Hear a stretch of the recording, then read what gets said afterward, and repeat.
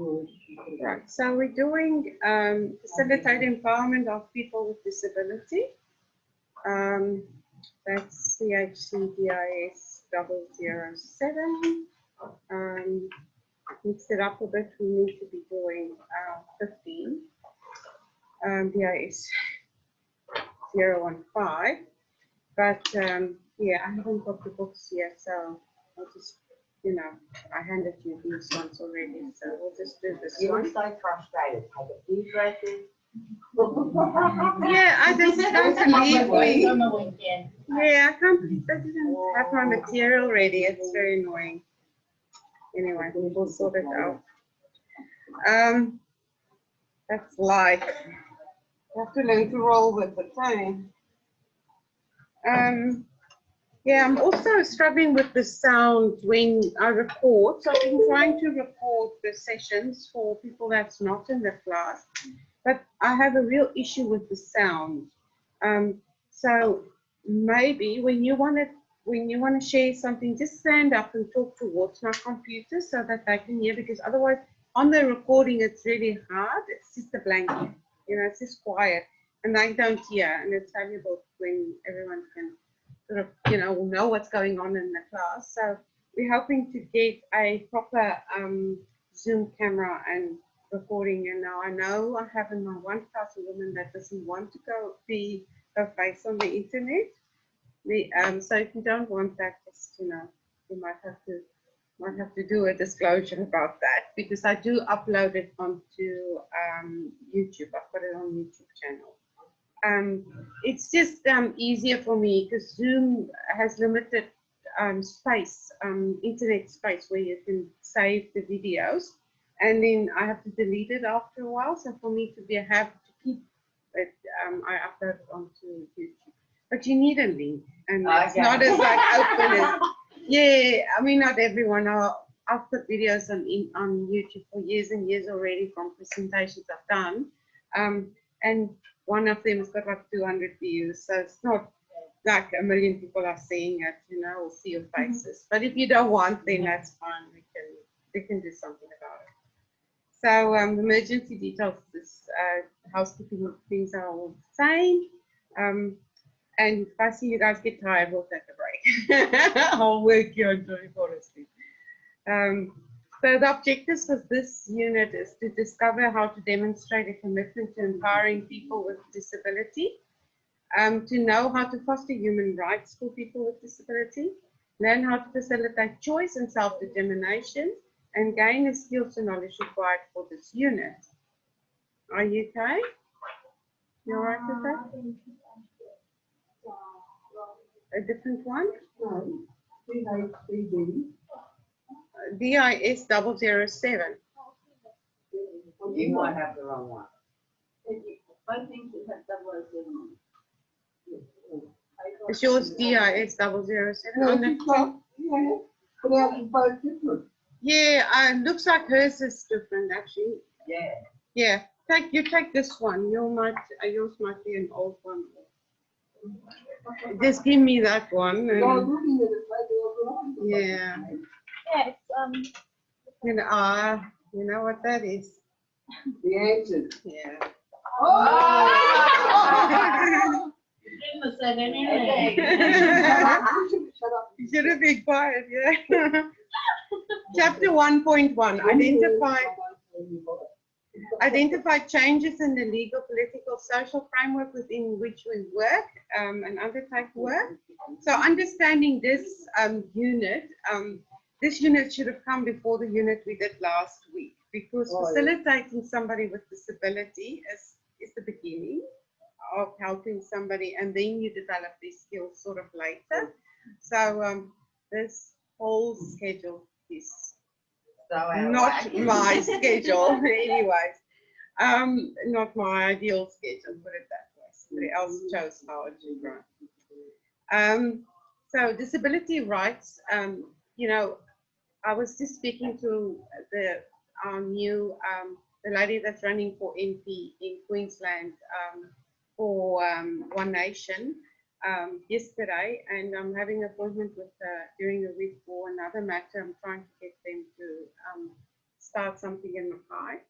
And she was talking about some human rights and how a lot of that is diminished in Australia, especially over COVID. A lot of we've lost our rights. And hopefully we'll get it back, but at this stage, it's really a difficult situation we'll find ourselves in.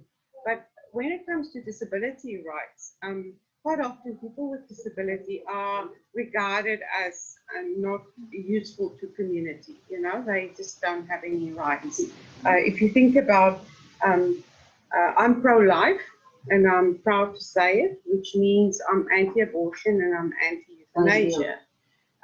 So when you talk about disability rights, when a person is pregnant with a baby that is disabled and they find that out on the scan, the first thing the doctors will offer that person is abortion.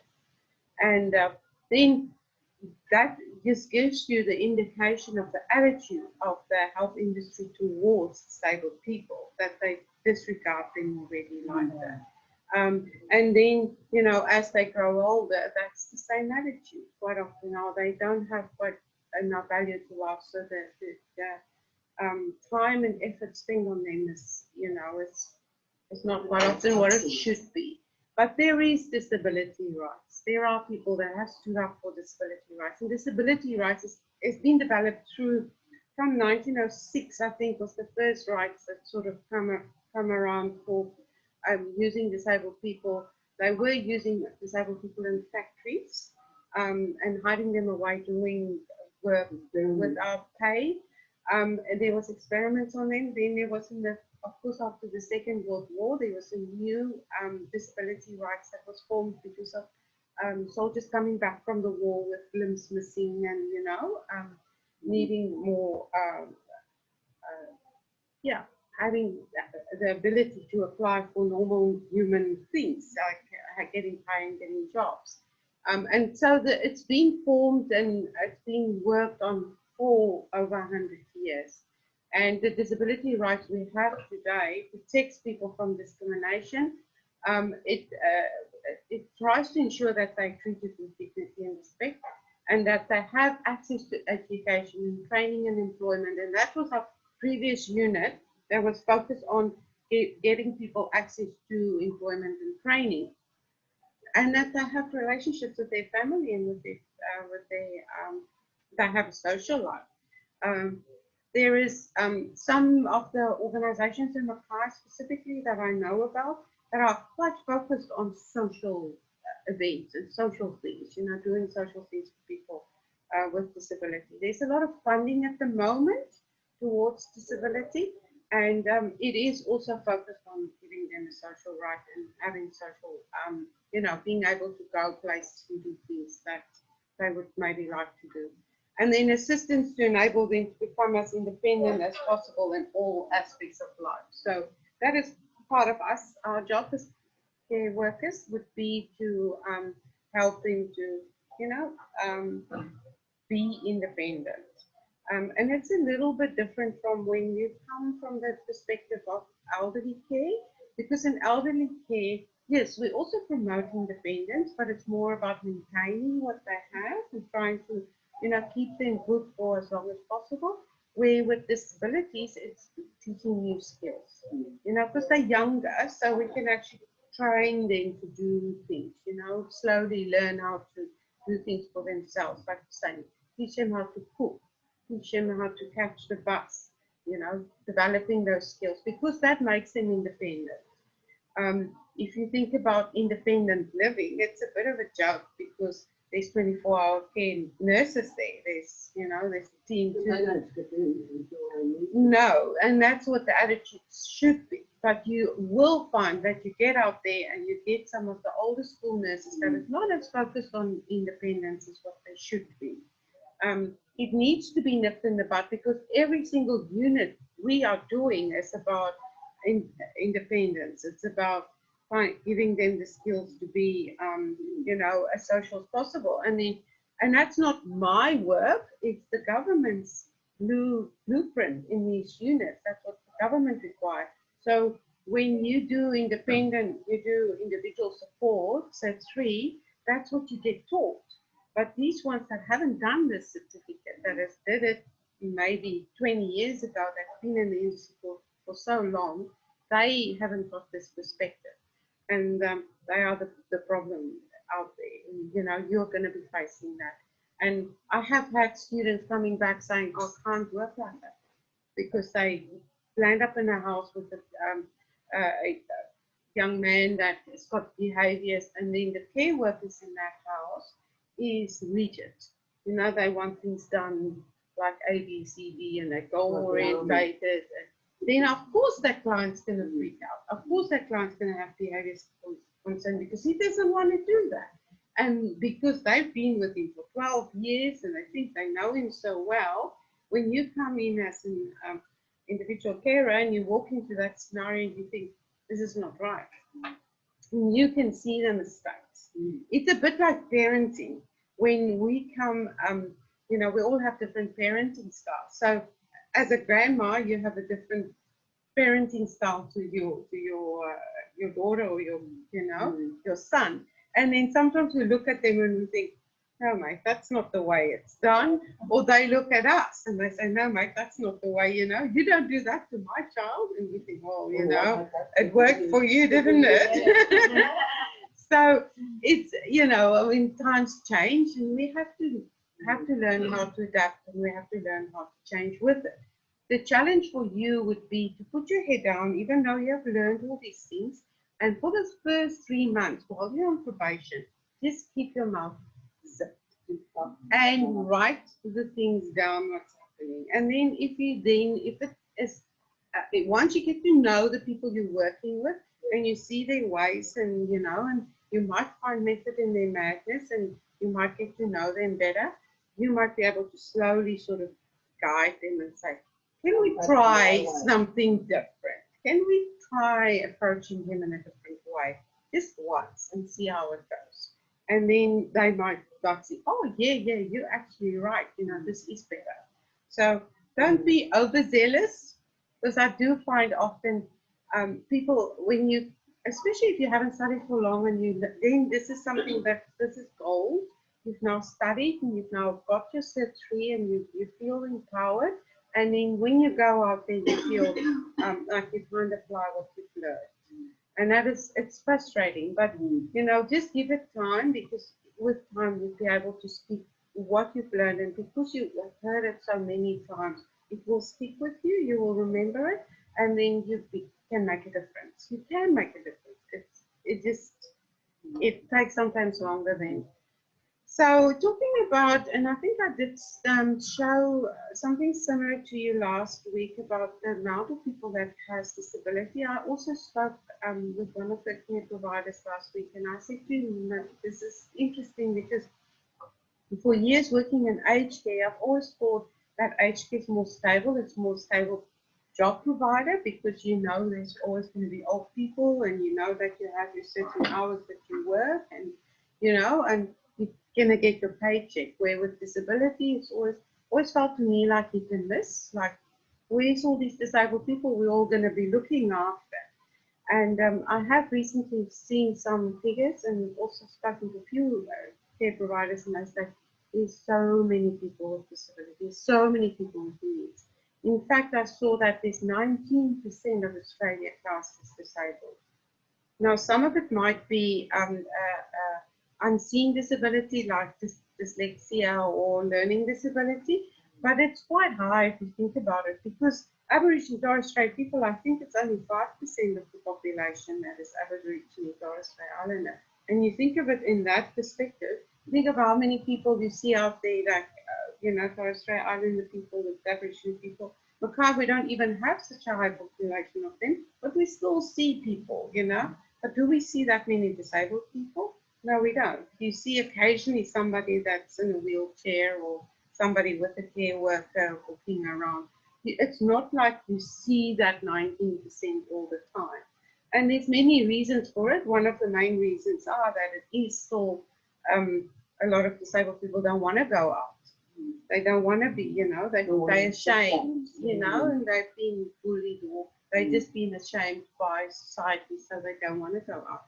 So in the 19%, then of course with Indigenous people, the cardiovascular disease, which is heart diseases, people struggling to breathe, people really struggling to get themselves around because of their breathing, or they have cardiovascular, that's the heart disease, are about 25%, with non-Indigenous people about 32%, and so on. So the percentages of, you know, types of diseases that sort of lead to types of disabilities, and the types of disabilities in, you know, understanding that. So other causes will probably be things like autism and stuff like that. So that's our other group there. And then cancer is quite a big group as well. So yes, they are then classed as disabled because of, you know, they can't work because they're sick. So and yeah, and we might not even know that somebody has cancer unless you see they're wearing a candle or something like that. So other rights is to have the fullest possible development, to be treated like any able-bodied members of society, to have a reasonable quality of life. That's a real hard one because quality of life is different from person to person. The way we, what I view as quality, you might not. You know, I mean, to me, quality of life is to go camping.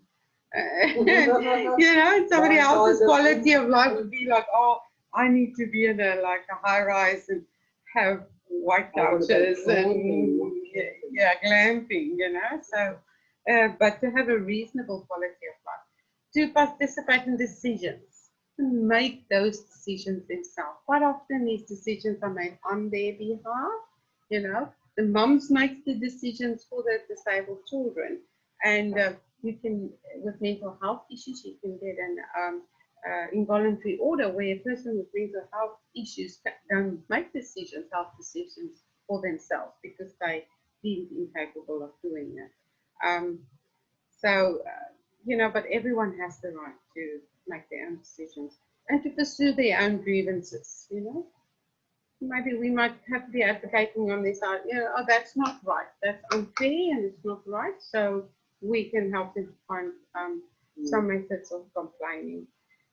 So some idiosyncrasies that are in society, they are being viewed as having little or no worth in society.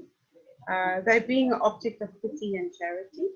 So, you know, there's this old boy, he walks around, he's got a willy bin, a red willy bin, and he walks around these areas. I think he stays in that blue units near Thailand there. And he's disabled, but he works. He goes around the shops and he tells people, can I clean the garden in front? And he doesn't draw any NDIS from them. He just gets money from, you know, the shop owners and stuff for cleaning in front of them. And it's just incredible, you know, and he does not want pity. His language are, you can't really understand him. You have to listen very carefully. He puts himself across and he will say, I don't want pity. That's one of the things he will say. I don't want pity. I will work for my money. And he comes and he does an effort in doing something.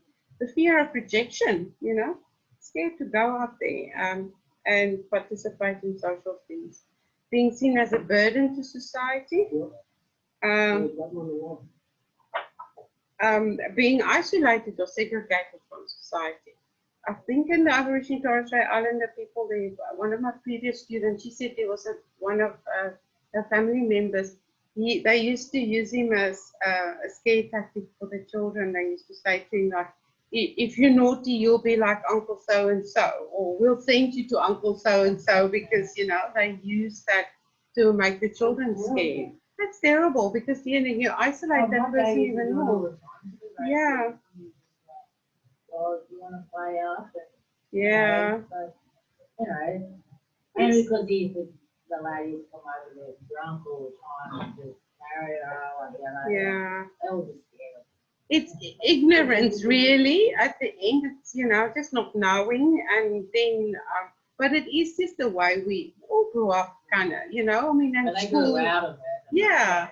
we grew up in school and we would be scared of the kid that has seizures. You know, you do not want to be friends with him, you know, because he's got seizures, because you don't know, you don't understand it. And now I bought my granddaughter a Barbie some 2 3 weeks ago. With she's in a wheelchair. Now the focus have changed a little bit, and they are trying to teach kids from little that it's not strange to be different. You know, we're all different. Yeah, yeah, yeah, very cute. Teaching them. So she's got her Barbie on a wheelchair, and you know, it's getting them used to and learning that it's okay to play with somebody that is disabled. You know, which is the message that is coming through it. It's like having their life wasted. This day social relationships is discontinued, the loss of control of their own life, they're being seen of belonging to a group, not as an individual, are the blind people, you know, or the epileptics, you know, they're in a group, being unable to support themselves financially. So those are all things that they do live with every day, you know, struggles they have. So in a context, it includes having changing social context of word and customer-centered approach, and changing government and society views to approach them, you know, working with these clients. In economical, also in this situation, it relates and affects people with disability as a subsequent impact on the client's needs. So having that support. And then there's some other facts in this about people with disability. Facts in this, like saying somebody that is disabled can't have sex, you know, or they can't have a relationship. I told you about the show on Netflix, Living with, what is it called? Life, Love on the Spectrum. It's really cute, yeah. It is. It puts a smile on your face right through, doesn't it? You know, these youngsters learning to build relationships with somebody else and learning the social cues in life. So, chapter 1.2, identifying ways in society that can affect the level of impairment and experienced by a person with disability. This is a demonstrating commitment to empower them. You know, we are demonstrating commitment. I said to my other group, sometimes you feel like almost like you have to laminate the disability rights. If you go around with a person, you are the care worker, that you have to stick these rights in people's faces, because they would go, oh, you can't come in here, you know, or that person can't. We had an issue here. One of my students from my previous class, she looks after a young man. He's in his 20s, he's a big boy. He walks around with Barney and he plays Barney. He's non-verbal, so he has his iPad. If he wants to talk, he presses on the iPad and he's hungry or shopping or whatever, you know. He's quite a character, actually. And she brought him in here, and management actually asked that she can't bring him here. We are the very people teaching inclusion, you know. Yeah, because this big man sitting next door here with, you know, with whatever they do, building, construction, whatever, and the men feel confronted by the thing. People feel confronted by it, you know. So we changed classes. We went to a different class to accommodate him, being part of our class, and he came. They did 3 days a week, and he came every day with her, and he would sit in the back of the class. And he have no social skills. He's quite high on the autistic spectrum. And eventually, he would high five us all when he was leaving, you know.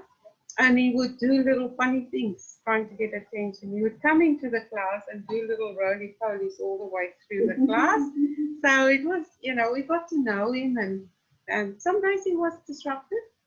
Some days she had to take him out, and he also gets quite aggressive.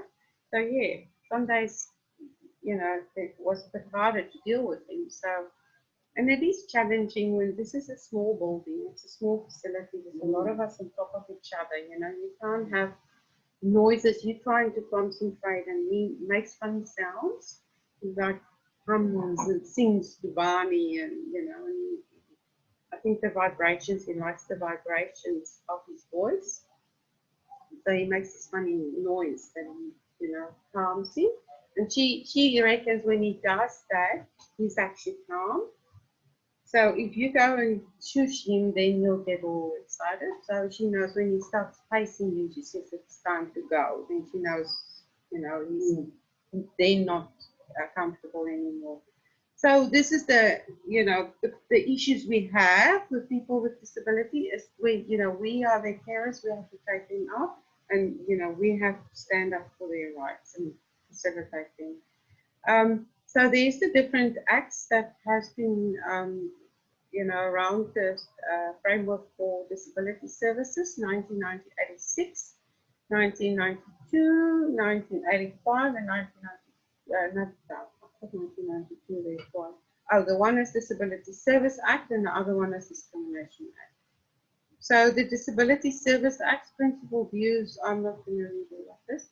You can go read it. So all these is there. The objective is basically just to increase the independence and employment opportunities, to ensure good everyday life conditions, to integrate that they have access to services and tailor them to support needs. You know, that these needs are specifically, the situation has changed so that they can access that.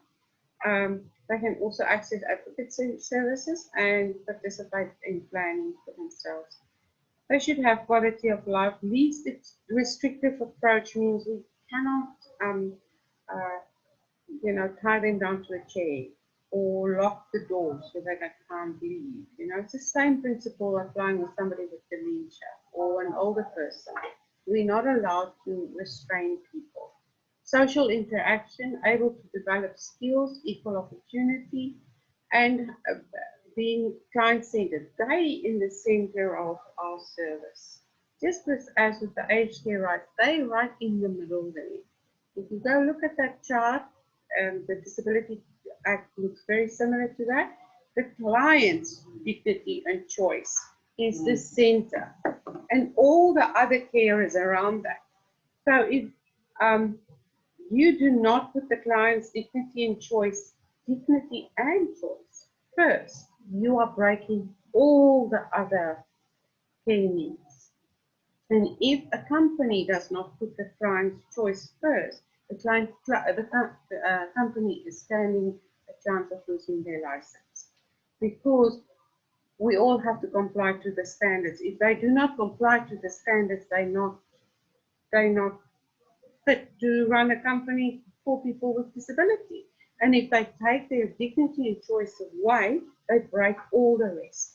If that's like the spike of your spoke of your wheel. So if you take the wheels away, the wheels don't exist, you know. So it's very important to understand the dignity and choice is absolutely at the center. And that means that they can choose not to do something. They can choose. If they don't want to, if they want to walk around with a fully bum, they can walk around with a fully bum. And they can face the consequences of that. And eventually they will learn, and you'll have to, and it does clash with our feelings towards it. We do our whole heart and everything in us, our duty of care comes in with it. Oh, that's not right. And you want to force them. You want to go jump on them 3 nurses, hold them down and clean their bum, you know. That's your instinct. But you can't force somebody. You can't, they're not a 2-year-old. You can't force them. You have to be clever about it and convince them, and, you know, and work with it. You can't force them. You can't hold them down and force them. That's a restrictive method. And, you know, it's important to understand that. There's a hard one, because I have had clients, and I can speak from dementia more easily, because that's what I'm used to. That's what I've worked in for many years. We had a lady, she was in a like 60, no, not like 60, it was actually early 60s, middle 60s. And she did not want to eat anything. She just ate custard and bananas. That's all she ate. She didn't want to brush her teeth. She didn't want to shower. And every time we take her in the shower, she would scream so badly, like, really, somebody would think you're busy murdering her. And we would, you know, you feel so bad because you're standing there and you think, oh, everybody is thinking you're forcing her, but you're not. You're just there. And it was so hard, you know, brushing her teeth. Because the problem was that her mouth was not well. She had infection in her mouth, and um, that affected her taste buds, and that's why she didn't want to eat. But we couldn't get her to brush her teeth. I tried with salt water, and I tried with giving her a chewy gum and stuff to try to get her. It just wasn't working, and eventually she died from septicemia. She died, and also, you know, lack of vitamins, lack of all of that contributed to her dying of septicemia. We called DB Mass in, which was it's a dementia group that does investigation and come in and help you to find solutions. We tried everything. We honestly tried everything. We did a few times actually force, you know, where it was becoming like she was filthy and it was affecting other people in the building as well, you know, her running around like that. And it's just smelly and stuff. And for her dignity, we had to sometimes not physically force her. What we used to do is we used to go in numbers, 2 or 3 of us, and I would stand in front of the door so she can't get out. Somebody else would open the shower and actually spray her wet with her clothes on. And, you know, somebody else, so we would sort of lock her in. You can't get close to her because you'll end up giving them skin tears and stuff, and you can't do that. So, yes, but she would scream. On those occasions, she would scream so hard that honestly you could hear her down the road. So, you know, we would maybe once every 2 weeks do that because we knew it would be such a rigmarole. So we try not to do it, but it was just no way convincing her. So sometimes that is what happens. And yes, perhaps that was a choice because she didn't want to live like that, you know, she just, and it was a real hard one. The family was far away as well, so she didn't even have anyone here. Chapter 1.3, reflect on personal values and attitudes regarding disability and acknowledge their potential impact and working in this disability context. Organizations can reduce the impact of various impairments by improving the services to individuals, like say somebody with hearing impairment, you can help them with that. Visual impairments, you know, like, did you know, I never knew this until I did this unit, and one of my students actually told me, those little bumps on the road, if you cross the road, there's a curve. It's for visually impaired people. Do you know that? Yeah, I do. And at Canelands, if you go up on the escalator, just before the escalator, there's a pad on the floor, and when you come off the escalator, there's a pad on the floor with the little bumps on the floor. Yeah, so there's sometimes things like that we don't even know they're there. You know? I only knew when I was looking after Trevor, and I took him to the road for pain. Yeah. And the lady was the one that said, oh, and I said, oh, now I understand what they were. I always wanted to know what Yeah. they were. Yeah, I never knew that either. And I mean, if you cross all the roundabouts, all the at the traffic lights, they all there where the people cross over the traffic lights. So yeah, that's what they call visual impairment.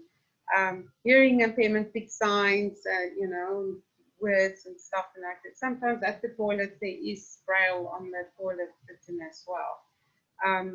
Disability access to buildings, you know, ramps and or escalators or something that somebody can get into the building. So there's L and N consideration. So I have that in my course quite often, and on my student's guide it would come up and it says this person has got L and N needs. That means that you have problems maybe with dyslexia and you can't spell very well, or you have issues with numeracy or something like, you know, you have some struggles in learning difficulties. Those are L and N considerations. Learning literacy, numeracy, literacy. I never can say that word. And I don't know what the second L is for, and N is for numeracy. So those considerations have to be taken in all courses, and they do that even at uni when you have students going through university. You know that Einstein was dyslexic. This Virgin's owner, what's his name? The blonde guy. Oh, yeah, yeah. He's dyslexic as well. He can't read. He struggles with reading and writing. Being dyslexic does not make you stupid. And they have realized that. And, you know, that's why you can actually do a degree even though you can't spell. So, you know, there's considerations at uni. And these days with computers, you can actually talk your voice control, you can talk onto your computer and it types it all out. I mean, you just have to go back and review it a little bit and tweak it a bit. And, you know, you've got your assessments done on the computer if you struggle. You can do it on your phone as well. So, you know, like with voice to text, yeah, Google does it. So you can actually just talk into your phone, send it to yourself, and you've got all the right spelling there, and you can use that for your assessments. It's very handy. It's good to know those things. I mean, I'm studying as well, and I'm struggling sometimes with some Afrikaans to get the right spelling. And it's, you know, it's very handy. So I use this, and sometimes I'm like sitting in the lounge and I think, oh, I'm doing this assessment, and I'm reading something, and then I just talk it into my phone, and I send it to my email, and then I go grab it from my email and I put it in my assessment, and I send it away. So, you know, I'm all about working smarter, not harder. And those are things that there's technology out there to help us getting through something. And those are reasonable adjustments. So if I have somebody in my class that has a hearing impairment, I have to make some adjustments. I have to be able to learn how to do perhaps sign language so that person can understand and have that adjustment. I also have to make reasonable adjustments when the assessment comes to maybe give them extra help and extra time to be able to do the assessments. And that's the same at uni or anywhere you go. People with disabilities have right to study. I have a very good friend. She was one of my very first students. And you will still meet her. She's 77. She's the second oldest person to get a black belt in karate in the world. She is just dynamic. She's just out there. But she has done individual support course. She's had done other things in her life, but she chose to do this now. And she takes young disabled people to uni to do courses at uni. That's what she does for a job, and she loves it. She loves taking them there. They do set 1 and set 2s in things like computer science and all, you know, all sorts of funny things that they choose to learn. And it's just set 1s and set 2s, so it's not terribly complicated. But she uses her phone as well. So she has one disabled young lady that she'll ask her the question, and she'll give her a clue, and then the lady will speak it back to her. She'll record her, and then she'll just use that to put it into text into her assessment. So it's her work, you know, and she's giving them the opportunity. And she's learned how to do all these things. She does online training for older people. She's got the grants from the Neighborhood Watch to train older people on computers and, you know, internet safety and stuff like that. So yeah, she she's learned how to, you know, really incorporate these reasonable adjustments to help some students through uni. And you can do that when you finish here and you want to do that. You can do that. Anyone can do that. You might have a client that wants to do that. Give them the opportunity. Training, you know. So the impact of perceptions in the workplace. Sometimes the perceptions of people with disability are down to have a variety of effects on people in the workplace. We may make assumptions that the ability of the people with disability during deployment, so yeah, oh, they can't maybe do that, or we think, oh, they're not good enough, or, you know, they're not productive enough. So why employ somebody with a disability if you've got, you know, you need to make money, they're not productive enough. You might assume that workers with disability need support, so you need to constantly go help them go to the toilet or something. And it's not always like that. Sometimes they are quite happy to be independent. Chapter 1.4, develop and adjust your own approach to facilitate employment. So the model of care, and we've spoken a bit on social model of disability, which is the social model of disability, identifies that there's systematic barriers. There are stairs in front of a building that people can't, and that disables somebody from going into the house. This model draws on the idea that it's society that disables people through designing everything to meet the needs of the majority of people, not the disabled. You know, the whole environment is more suitable for us than what it is for somebody on a wheelchair or a blind person. The medical model of disability comes from the perspective where disability is a health condition and it's dealt with by medical professionals. This model links disability diagnosis to the individual physical body, and this is aimed to expand their function and improve their function and allow the disabled person to live a more normal life. So you have somebody with fits or what's the word I'm looking for anyway? So, and they get medication to help them, you know, not have fits. So they'd be able to do normal things. Or somebody with muscle problems and they have a muscle disability and they, you know, get twitching spasms and they struggle to walk. So they give them medication to, you know, calm the nerves and calm the muscles so they can walk normal, you know. So that's the different approaches. The misconceptions is that they, and now we've spoken about this, they're object of pity and worthless, rejected, isolated, waste of space, name calling. We contribute to policies in empowerment that includes person-centered goals. So you look at them and you ask them, what do you want to do? That's person-centered goals. What do you want to do? Where do you want to go? What do you want to learn? And get feedback from them. Identify the resources to help them to do that by conducting surveys and identify resources to empower them and meet with the key people in the community that can help you. So I know I've gotten to know quite a few key people in this community that does amazing things, you know, and it's just incredible the assistance that's out there. One of my students, he just finished on Friday. He runs a disabled soccer team. He's been running it for a long time. He runs a disco for disabled people. He has a disco every, I don't know how so often. He is at the surf club and he takes disabled people on the paddle boards. You know, so they stand on the paddle boards. He takes them out on paddle boards. He builds bicycles. He goes to the tip and gets old bicycles and he builds bicycles for them with tri-wheels and get them out on the bicycle. He does incredible stuff.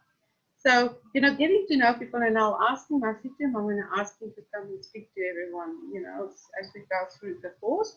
Have a little chat and tell you guys about what he does. And if you know these people, then you know if you meet somebody, you get a new client and they say, oh man, I've always wanted to learn how to cycle. You say, well, it's not impossible, you know, let's make a plan. Let's build you a bicycle that's suitable for you. There's a lady down our street, she's got a big tricycle that she goes with a big seat on. She's quite overweight and she's actually lost weight over the last few years. Like I've seen her for the last 3-4 years driving around on a bicycle. And she goes everywhere with the bicycle. And she's got little baskets on the side and a tricycle that was built for her and she gets along, you know, she does her thing. It's not impossible. Strategies to support these people and role modeling, that was part of your question. You know, you show them how to do it and then they learn. You train them, you give them information and discipline on how to do it, where to find it. You connect them with other people, you connect them with lobbyists and people with appropriate expertise.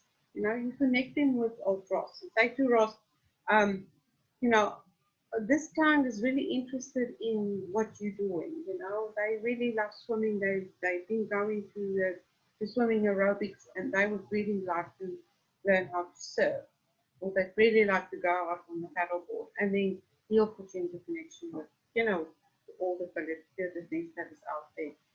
Assistance with preparation with reports and submission and speech writing, you know, teaching them how to actually use their phones. They all have phones, in how to send the SMS.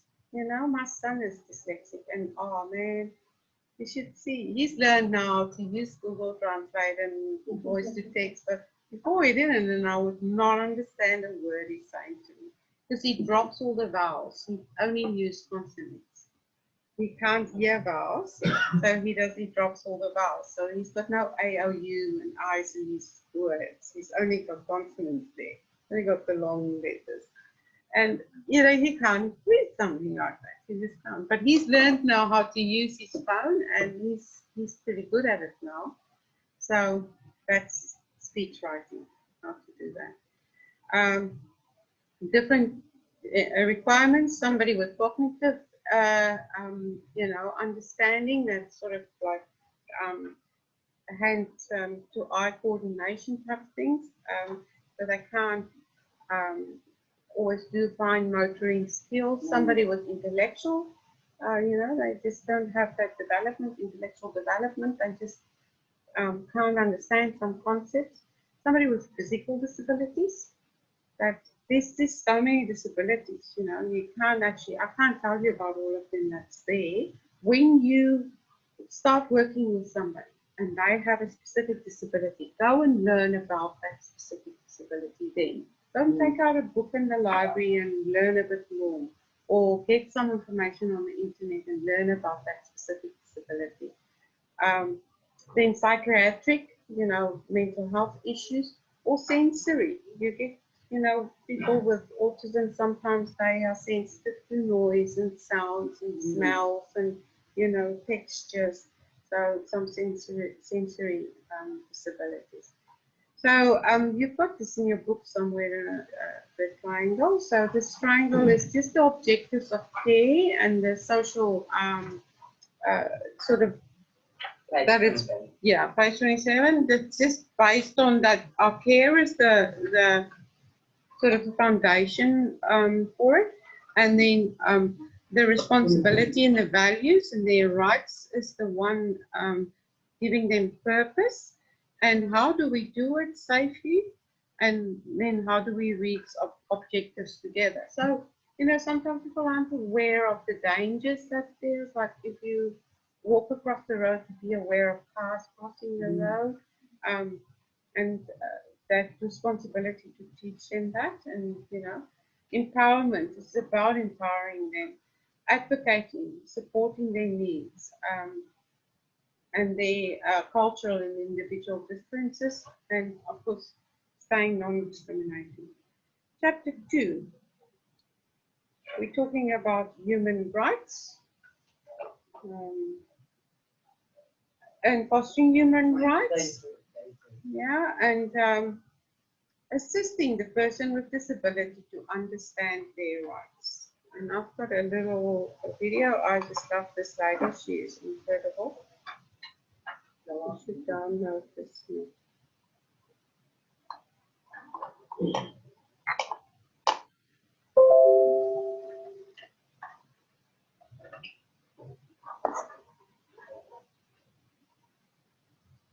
hope the sound is okay on this recording. I'm losing the sound. So she talks, her name's Stella Young, and she talks about inspirational porn and being the object of disability. It's very interesting. Oh, come on. I've learned how to download this one. Actually,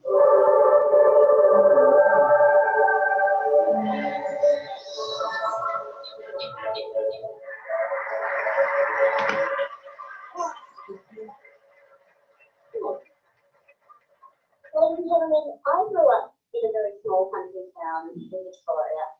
I had a very normal, low-key kind of upbringing. I went to school, I hung out with my friends, I fought with my younger sisters. It's all very normal. And when I was 15, a member of my local community approached my parents and wanted to nominate me for a Community Achievement Award. And my parents said, that's really nice, but there's kind of one glaring problem with that. She hasn't actually achieved anything. Yeah.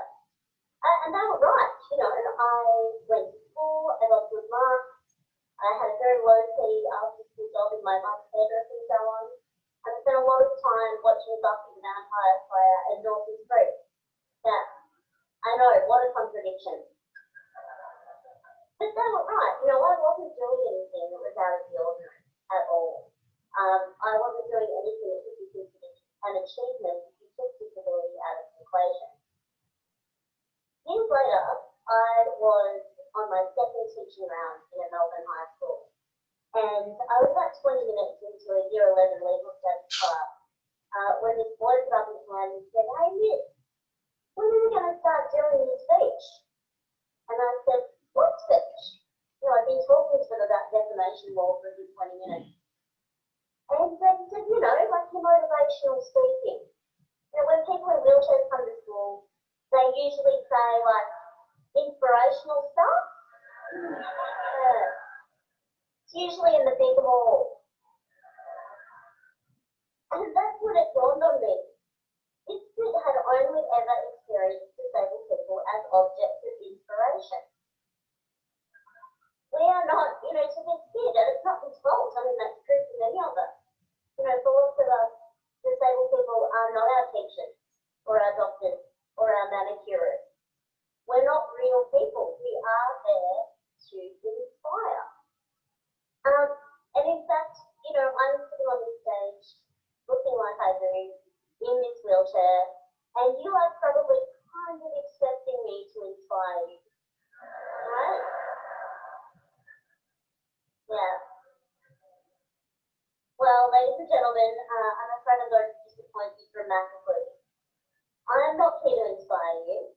I'm here to tell you that we have been lied to about disability. Yeah, we've been told the lie that disability is a bad thing. Capital B, capital T. It's a bad thing. And to live with disability makes you exceptional. It's not a bad thing. And it doesn't make you exceptional. And in the past few years, we've been able to propagate this lie even further via social media. You may have seen images like this one. The only disability in life is a bad attitude. Or this one. Your excuse is invalid. Or this one. Before you quit, try. Yeah. These are just a couple of examples, but there are a lot of these images out there. You might have seen the little girl with no hands drawing a picture with a pencil held in her mouth. You might have seen a child running on carbon fiber prosthetic legs. And these images, there are lots of them out there. They are what we call inspiration porn. And I use the term porn deliberately because they objectify one group of people for the benefit of another group of people. So in this case, we're objectifying disabled people for the benefit of non-disabled people. The purpose of these images is to inspire, to motivate, so that we can look at them and think, well, however bad my life is, it could be worse. I could be that person. But what if you are that person? I've lost count of the number of times that I've been approached by strangers wanting to tell me that they think I'm brave or inspirational. And this was long before my work had any kind of public profile. They were just kind of congratulating me for managing to get up in the morning and remember my own name. And it is objectifying. These images objectify disabled people for the benefit of non-disabled people. They are there so that you can look at them and think that things aren't so bad for you, to put your worries into perspective. And life as a actually somewhat difficult. We do overcome something. But the things that we're overcoming are not the things that you think they are. They are not things to do with our body. I use the term disabled people quite deliberately because I subscribe to what's called the social model of disability, which tells us that we are more disabled by our bodies, by the society that we live in rather, than by our bodies and our diagnosis. So I've lived in this body a long time. I'm quite fond of it. It does the things that I needed to do, and I've learned to use it to the best of its capacity, just as you have. And that's the thing about those kids in those pictures as well. They're not doing anything out of the ordinary. They are just using their bodies to the best of their capacity. So is it really fair to objectify them in the way that we do, to share those images? People when they say, you know, you're an inspiration, they mean it as a compliment. They mean it as a compliment. And I know why it happens. It's because it's a lie. Because we've been sold this lie that disability makes you exceptional. And it honestly doesn't. And I know what you're thinking, you know, I'm up here banding out inspiration. Geez, Stella, aren't you inspired sometimes by something? And the thing is, I am. I learn from other disabled people all the time. I'm learning not that I'm luckier than them though. I'm learning that it's a genius idea to use a pair of Barbie dolls to pick up the easy drop. I'm learning that nifty trick where you can charge your mobile phone battery from your chair battery. Genius. We are learning from each other's strengths and endurance, not against our bodies and our diagnosis, but against a world that exceptionalizes and objectifies us. I really think that this lie that we've been told about disability is the greatest injustice. It makes life hard for us. And that quote, the only disability in life is a bad attitude. The reason that that's bullshit is because it's just not true. Because it's a social model of disability, you know, no amount of smiling at a flight of stairs has ever made it turn into a rap. Never.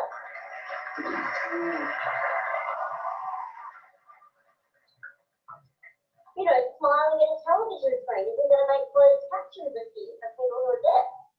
You know, no amount of standing in the middle of a bookshop and radiating a positive attitude is going to turn all those books into grey. That's just not going to happen. It's just not going to happen. I really want to live in a world where disability is not the exception but the norm. I want to live in a world where a 15-year-old girl sitting in her bedroom watching Buffy the Vampire Slayer isn't referred to as achieving anything because she's doing it sitting down. I want to live in a world where we don't have such low expectations as disabled people that we are congratulated for getting out of bed and remembering our own names if we want. I want to live in a world where we value genuine achievement for disabled people. And I want to live in a world where a kid in year 11 in a Melbourne high school is not one big surprise that his senior teacher is a wheelchair user. Disability doesn't make you exceptional, but questioning what you think you know about it does. Thank you.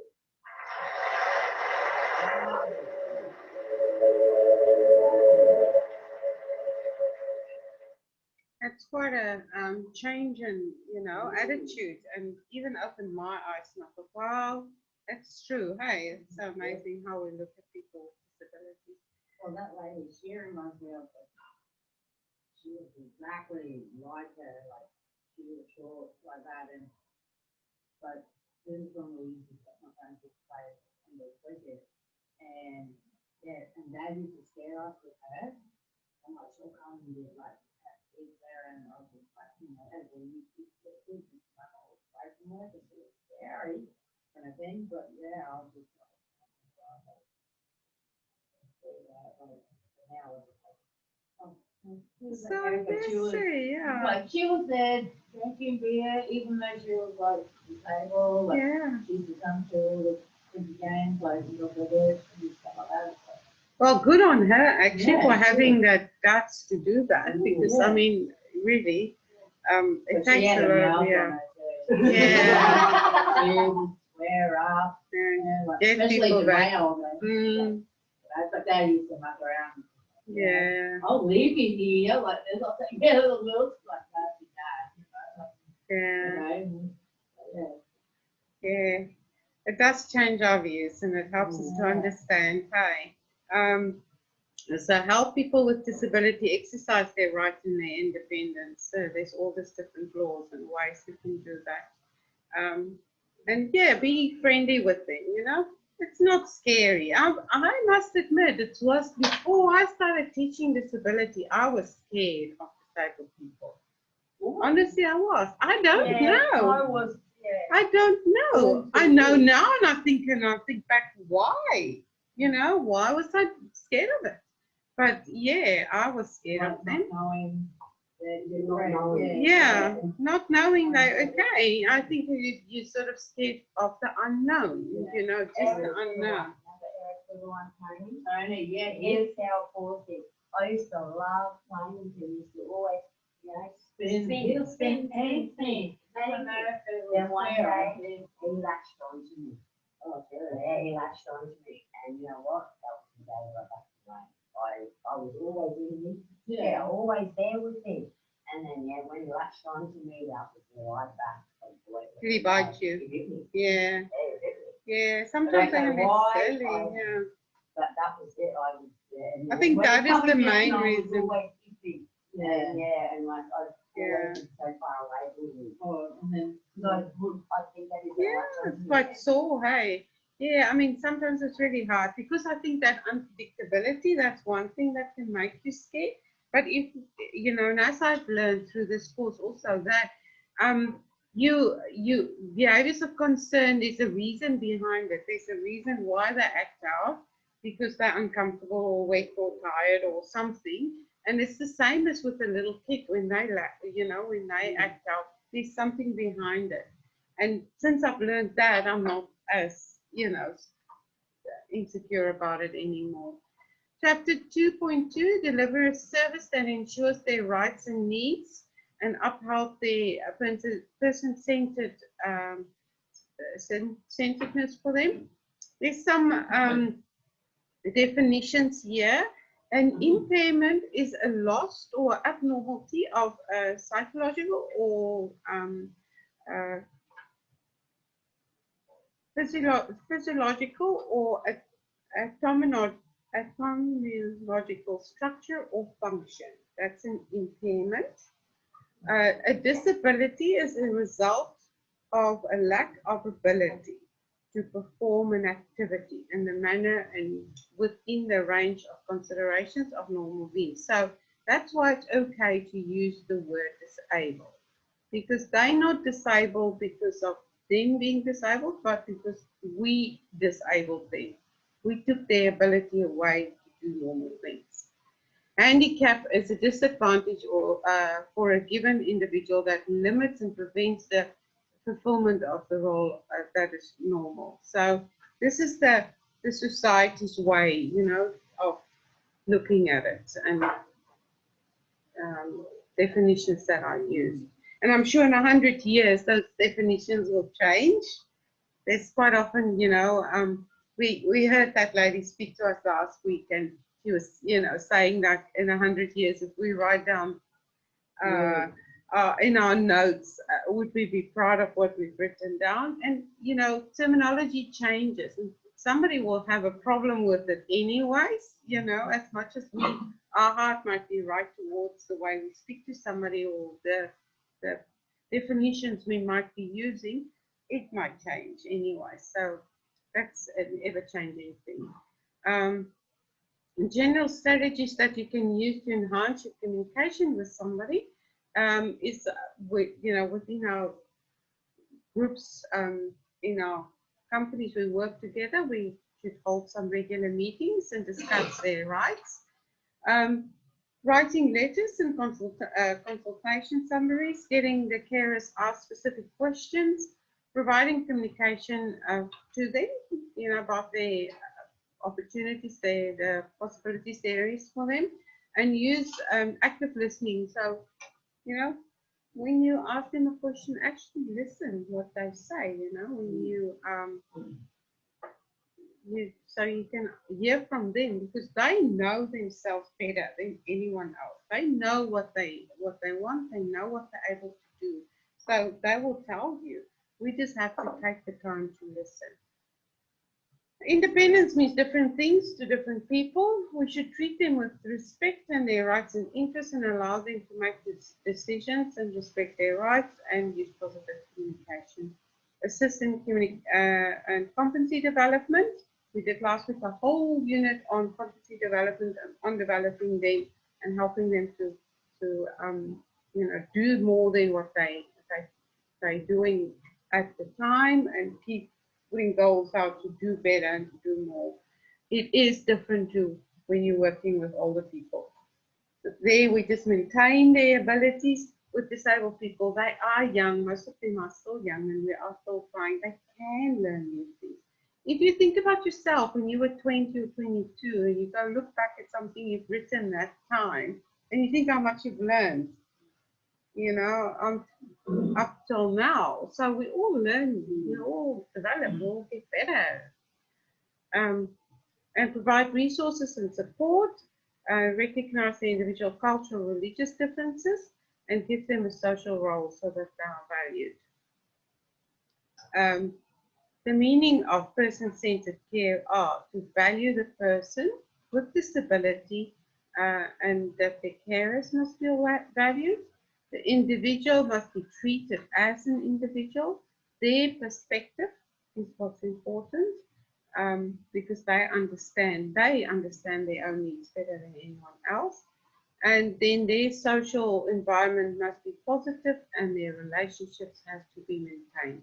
That's about their person-centered. That's them in the middle, and all the other things around them, you know, focused on who they are and the needs they have, and, you know, what we can mean for them. Ensure the cultural needs of the person. Do you want to go back there? No, You know? I can't do that. I can send you this. Yeah. I can. Have you got PowerPoint Yeah. on your computer? Yeah, I can send you this. I'll send you.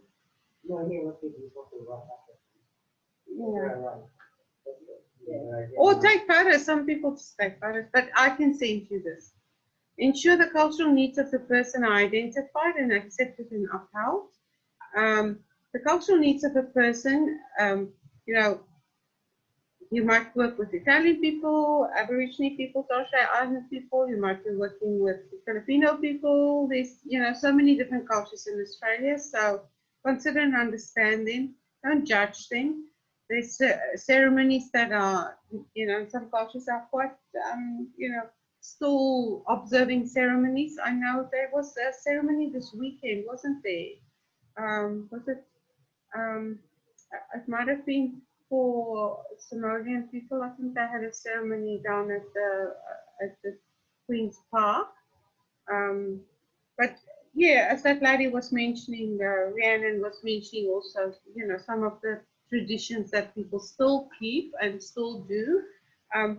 Yeah, even in our Western cultures, we sometimes have a bit of our own little cultural thing that we still do. You know, Australian Day. You know, sometimes our ceremonies and things might offend people. In Africa, we have on the 16th of December, we have a holiday, and that there's a ceremony linked to that, and it's highly offensive to the rest of the population because of the ceremony. But the heart of what was behind the ceremony originally was just a Thanksgiving Day for a specific event that happened. They've changed the naming of the day, but it's turned into a Thanksgiving Day, which is good that it incorporates. And I know with Australian Day, there's some, you know, some ceremonies that there's not entirely fairness about that as well. So there needs to be consideration for other cultures in some of these things. But I think also sometimes we need to learn to be like a duck and also accept that, you know, people are different and, you know, people do different things. Like Christianity quite often gets get a bad rap and about any of cultural ceremonies going around that. The world can be quite negative or judgmental towards that. But you know, we live in a free society and we can practice our the way we want to practice things. We have the right to do that. So yeah, all the religious things that there might be. I mean, like Catholic people, they have the Christmas time. They have big ceremonies around different areas, different things to do around, you know, death and dying. There's some ceremonies around there also. I don't do, I'm a Catholic, I do the baptism, do that. The only thing I don't do is Good Friday. Yeah. The only thing I don't do is Good Friday. But anything else with church-wise, You That's know the what? only thing I. because my Catholic school teacher became my godmother. Yeah. Yeah. So yeah, Yeah. But So the only sometimes thing I there's do- little religious. My husband and I, we have created our own little culture on Christmas because we don't like the Christmas tree. So I don't have Christmas tree, but I have our other little cultural thing, and we've done it all our life with my children and stuff. And I have a granddaughter, and she's looking forward to this Christmas tree, and you know, she's gonna have to understand that we don't do the Christmas tree. We have our little manner, and we have little angels, and we have stars, and I have lots of lights, but I don't do Christmas tree. Yeah, I don't do Christmas. So that's my yeah, I grew up like that. It was my culture, and it's something my husband adapted with me and chose to do. So I just think why putting a Christmas tree up for a couple of days. yeah, and just then one come back day. down. I buy a little one, like, you know. My mum used to draw it on the whiteboard downstairs. I've always had a Christmas tree up. Right. Now all my kids are grown and it's stopped for years. Now it's from the grandkids. Christmas tree go back down. Yeah. Yeah, for the little ones, it's very special. And you know, I mean, there's some traditions. I was married to a German, and they have such a big thing with Christmas trees and nutcracker, and you know, and the whole Christmas tradition and all the fruit cakes and all the ginger biscuits and the whole thing. So yeah, some cultures are really, really strict about things, and you know, others not. So we live in a community where we have to accept one another. So provide cultural appropriate care, and considering all these things, just consider all these different likes and dislikes people have. I'm not going to go into too much detail.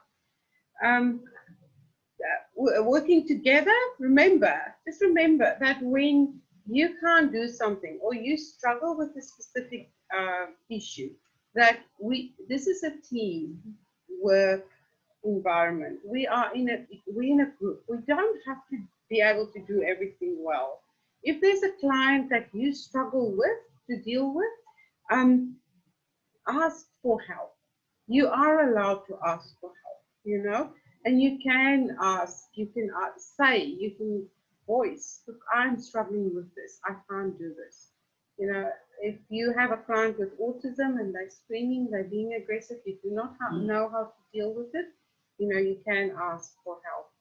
Good communication is very important, listening to each other, have respect and trust and recognition, collaborate and problem solving. We work together to find the answers. We train in our scope of practice. We are sometimes very limited to what we're allowed to do when we work in the community. In aged care, it's even worse. When you get a job at the hospital, it'll be even worse. You're not even allowed to shower somebody when you work as a care worker in the hospital. You know, you're there to observe in that state. So learn what your scope of practice is, and it's different from place to place. You know, some companies will tell you, oh, you're going to do medication. And they might teach you, you know, a little crash course in whatever medication there is to do. They sign a waiver with you that you're not responsible. They take the responsibility. We share common goals, and we learn now to you know, that's important. Also, when you go to a client and the client has set some goals for themselves, that we have to really do the most effort we can to help them to reach their goals. Don't be the one that breaks the goals. You know, you often get, like Ross, this young man that does all the different things, He has a few clients with Phoenix. He's got really difficult clients, and they have goals, and he tries to really teach them how to put their goals in. Another carer comes in and they're lazy and they don't want to do anything and they just want to sit around and, you know, watch TV and not do anything. And they just let the client do whatever. They don't help the client to do actually something active. And there's this man, Don Gibson. He runs Mackay Lifestyle Choices. And you know, he says this is baby stuff. Sitting around in Caneland is baby stuff. He says that's nonsense. We're there to do stuff with them. You know, your job is there to take them places and actually do something constructive with them. Just sitting around, you on your phone, and then just sitting there looking at the people. I mean, you see that quite often, don't you? Them sitting around, just they on their phones, and the client says, what's that about? You know, why? Sit there up in the open, why? You know? To do what? You go to Canelands to do shopping. You don't go to Canelands to sit around. I see a man in a wheelchair and he's got a washer type thing rolled up in his hand. And he's just sitting there in his wheelchair like this and he's watching everyone go past his W. Yeah, I do too. No. But I mean, you go have a cup of coffee.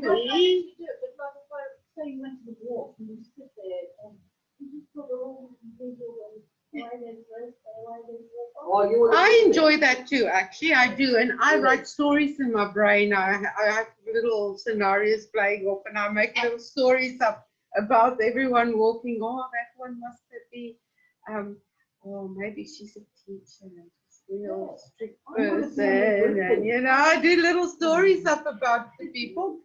But for a disabled person, they don't think like that, you know? For them, it's different if you take them for a cup of tea or you go to a restaurant and you actually go and you learn how to, you know, order something in the restaurant, or you take them to the park and out in nature, it's different, you know? But I don't know, sitting around Canelands just staring at the people, I don't think that is appropriate for disabled people. I just go to Canelands and get my job done and go. Yeah, me too. I mean, I don't even like Canelands. I prefer actually going to Mount Pleasant. That's my shopping centre. I don't like Canelands. Yeah, you do your thing. Unless you go and sit and have a cup of coffee and you have a break, and that's different. Yeah. Why? If you can't buy something, why look at Why? it? Yeah. Why? I could be at home doing washing. I could be doing this. No, Don gets really excited about that. He says that's just nonsense, sitting around doing nothing. It's just not what his thing is. If he says if a care worker works for him and they does that, he fires them. You know, it's just, you know, unacceptable. You know, but yeah, having goals with people that you actually, I mean, and that might be a tiny little goal. So we go to Canelands to learn how to shop or buy something that you need, that you've written down on your list, or you go to learn how to order something and receive your order and pay for your order. You know, there's a goal behind it. There's actually purpose behind what you're doing, you know. So yeah, so there needs to be a purpose. Action plan, eliminate discrimination in an active way, improve services to existing customers, enhance organization image, reduce likelihood of complaints being made, increase the likelihood of being able to be successfully defend complaints. We're saying about that person suing, you know, Queensland is up there for second to America for civil lawsuits. So people do sue companies all the time. And we are in the line of fire. We are the ones that are under this, under in what's it called, in large glass. So when you look at something through a, well, yeah, being, you know, sort of being in the center, magnifying. So we under the magnifying glass. We are the ones doing. You know, last year with the HK Commission, there was all these videos on the news and everywhere else. Okay, work is doing this. Okay, work is doing that. We have to constantly watch ourselves. We come real up and close and personal with people. We do things with people nobody else can do without getting sued. You know, you touch people in places nobody else can touch them without, you know, it being abused.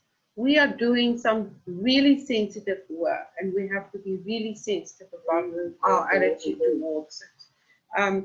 So that, you know, that's complaints and things that can come in, that will happen, because people know their rights, whether they're disabled or not, they know their rights. And they might say, my 3-year-old granddaughter knows her rights, you know, and she'll shout at me if I want to change. I don't want to, I don't have to if I don't want to, you know. People know their rights, so we need to be respectful of that and take that into consideration when you work with them. Increase the likelihood of avoiding possible legal action and allow planning and management changes in business and services. Open new markets and be attractive to new customers. When you do a good job and somebody walks past and they see you do a really good job, they're going to ask you, who do you work for? Say, oh, I work for Mackay Lifestyle Choices.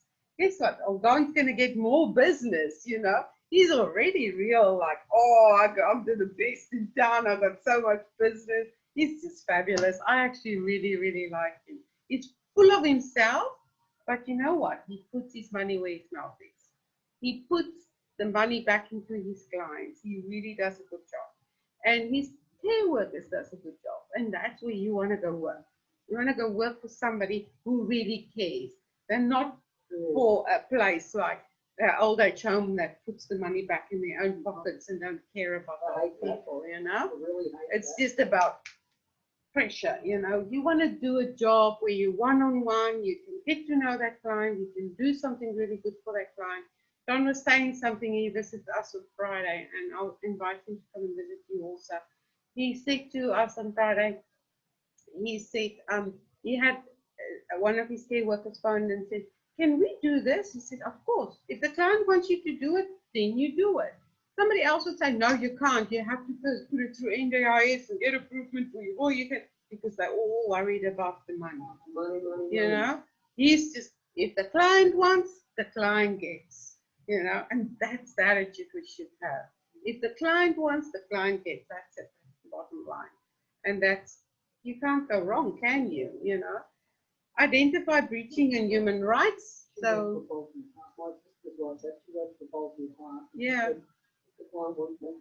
the client gets, that's it. That needs to be our attitude, yeah. You have to do. Breaches of human rights and respond and report according to organization policies and procedures. Not going to go through all this human rights. That's just a human rights view there. We know about human rights and you know, we all have human rights. We know that, and they have the same rights as what we have. That's the bottom line. Everyone has the right to safety. Everyone has the right to equal care. Everyone has the right to, you know, fresh water, you know, food, being safe, all of that. Being employed, have access to premises, provision of goods, all of those things. There's a difference between, there's one of your questions, I think, is what is the difference between human rights and human needs? Human needs is the things we need, you know, water, food, warm shelter, those are need. The rights is that we have the right to get those things. So they actually work together, you know, but the one is having the right to get it, the other one is that we actually do need it in any way, you know. So identify indications of possible abuse and neglect and report accordingly. So unfortunately, sadly, people that don't always have a voice are sometimes being abused. There's financial exploitation, a lot of financial exploitation. You might have heard about that lady beginning of the year or last year that was taking one of her disabled clients to the focus and she was using his money. Over $35,000 she stole from him. Oh, wow. Yeah. Saying, oh, he's playing it on the focus. In the meantime, she pocketed his money. She went to court, yeah. She lost the blue card. No, because you could sometimes you guys can register yourself as an individual sport worker and having your own business, and then you have some sort of insurance you have to pay, and then you can rent yourself out to families as a person that just cares for their family members, and you don't always have protection. And I actually always discourage my students to do that because you don't have much protection, and if anything goes wrong, then you've got no proof of anything because you were by yourself. And yeah, and again, people can sue you for something that you didn't even do. So just bear that in mind. Physical abuse, emotional abuse, sexual abuse, neglect, and abandonment, health for. The one thing I always tell everyone: join the union when you finish here before you start working.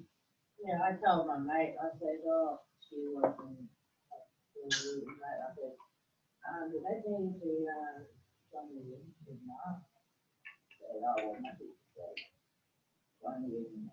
Join the union because you have that protection. Somebody gets hurt, you look after somebody that gets hurt.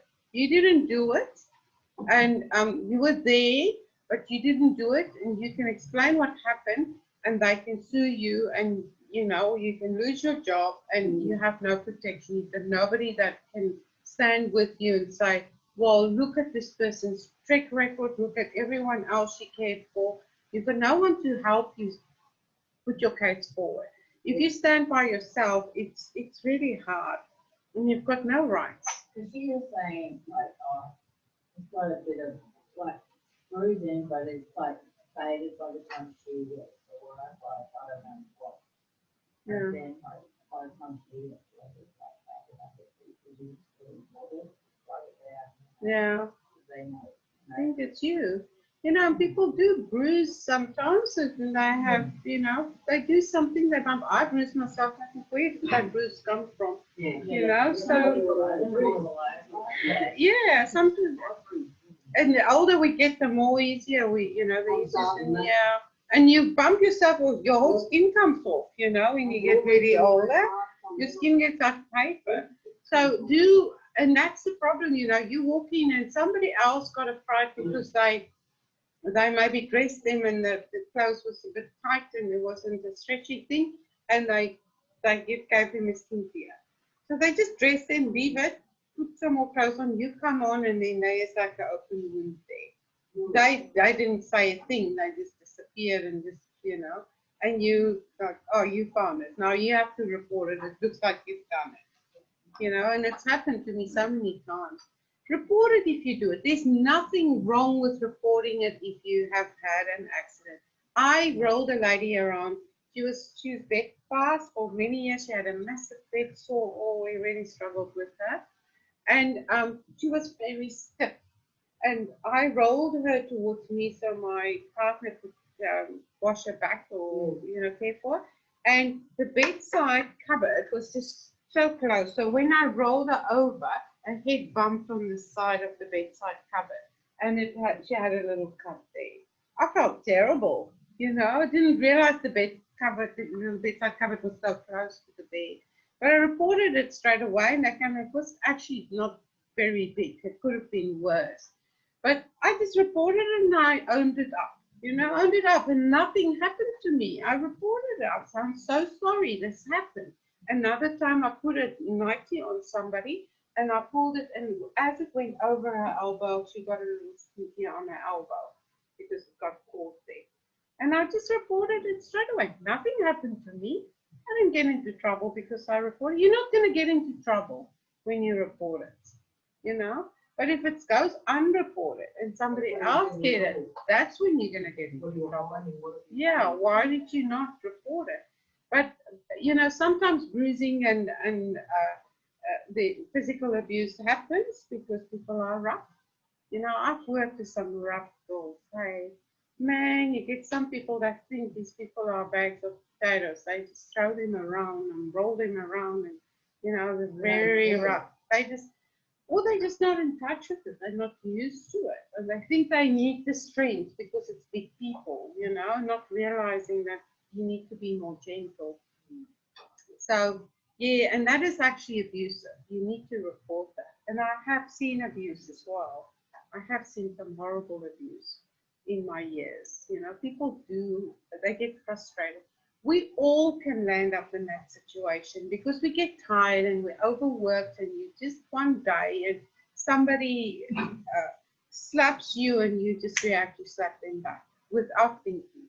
You know, it can happen when you my mom passed away 2-3 weeks ago, and I've been having issues with my son, and the other day I was in the lounge and we're sitting there talking, and Valerie was right in my face, and she just carried on with me, and she pulled my face really hard. She's like pulling it, she's trying to get my attention, and I was just, you know, overworked and frustrated and tired and everything, and because she hurt me, I instantly slapped her.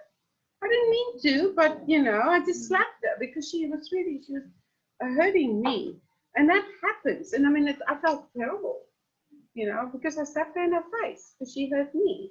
Didn't slap her hard, but I still did it, and I was actually shocked at my reaction. That happens, and then you're in that situation and you think, oh, you know, and you can't. What have I done? Why did I do that? My daughter, teenager, you know, pushing. Yeah. See how far they can take One it. day, and she was suffered a lot. Yeah. She had to have it, and then I just believe I done that. Yeah. But she, you know, she pushed and they were still on the street. Yeah. Still. Yeah. And she eventually comes to me, like,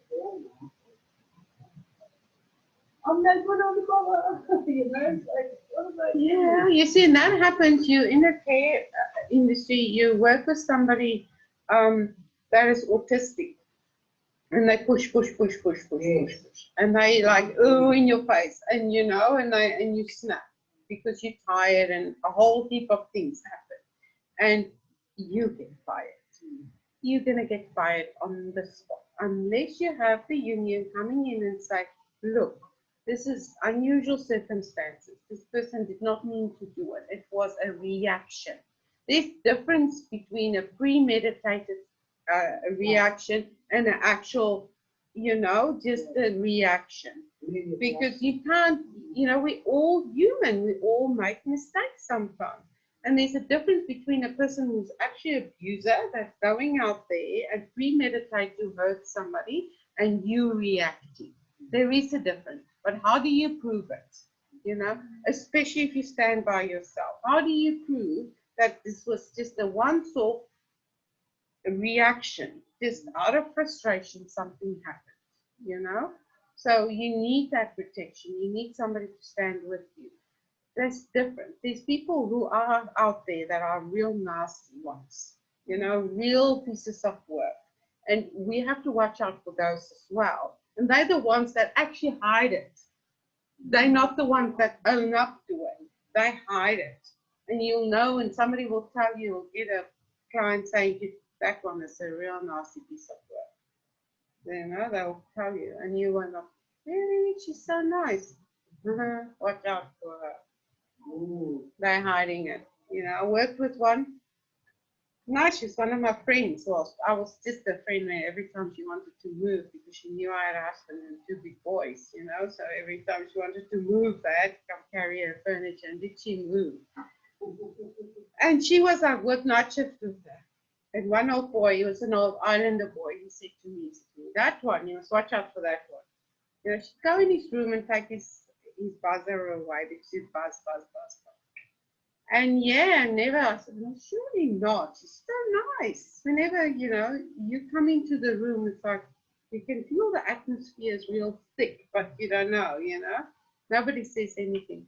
Until I worked with her now last year, and she had an old lady, she put on the toilet chair, and she pushed that, and she really mean to. She pushed that toilet chair back really hard, and this old lady's fingers got trapped on the side. Ooh. And I'm like, you didn't just do it? And the old lady said to her, you just hurt me really sore. Oh, that was really ouch. And she was like, oh, sorry, but I could see it on her face. I could see it. So I reported her. That same day, we were working with another lady, and she was a real fighter. She used to really fight with us. And I she's bed fast, so if she lies in the feces all day, she'll get a massive bed sore. So I used to take her hands and rub it into her nightie like that, so that she can't box me and hurt me, and then just roll her around quickly, you know, so that my partner can do the job. She didn't. She went in there, she pushed the hand of Pinky back like that. I reported her in the next week, so that report was not even investigated yet, and somebody else put another report in her. She's now driving a bus. She will never work in care again. But it took about 4 years. I worked night shift with her 5 years ago when I first started there. I worked night shift with her when they were complaining about her. It took about 5 years before it all came to the light, you know, before she actually started being careless. Yeah. Yeah, and nobody knew who she was, you know, so we have to watch out for that. That happens, and yeah. So prevent these things, prevent abuse. Listen to your clients, listen to them. They will tell you. Intervene when you suspect abuse. You know, educate others on how to identify and report abuse. When there's abuse, when it's physical abuse, sexual abuse, it's a compulsory report. It's compulsory as what it's compulsory report to report suspected child abuse. It's as serious as that. It's vulnerable people we work with. So you have to listen to your clients when there are issues like that and report it. It's like listening to a little child as well when they say to you something, you know, that uncle or, you know, something is wrong. An interview, do something right. Do something about it. Don't just ignore it, you know. And I think we will stop here because the next slide is chapter 3. So we'll stop here and then have a little break.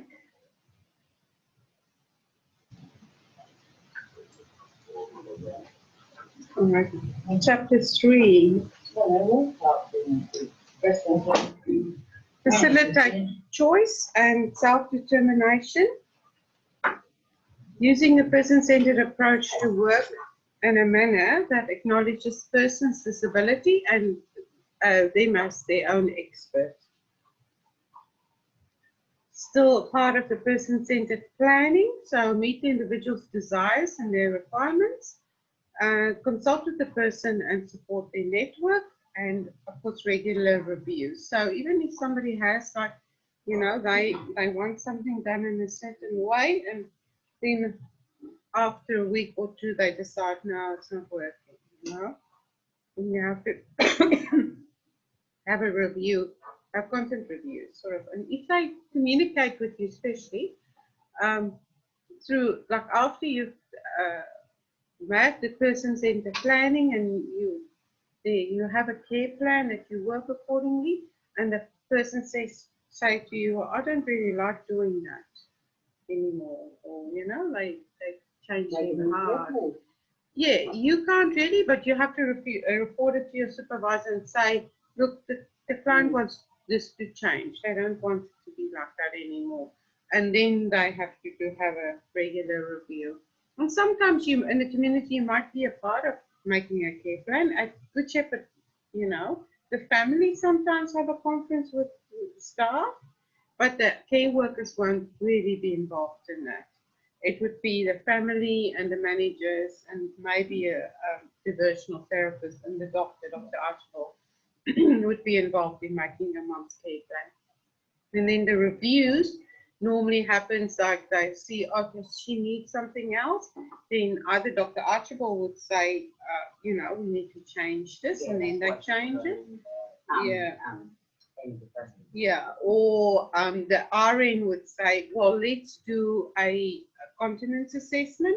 She might need pads now, so then they put her on a 3-day continence assessment, and everyone checks whether, you know, have to write down exactly how many times they take to the toilet, how wet is she, and all of that.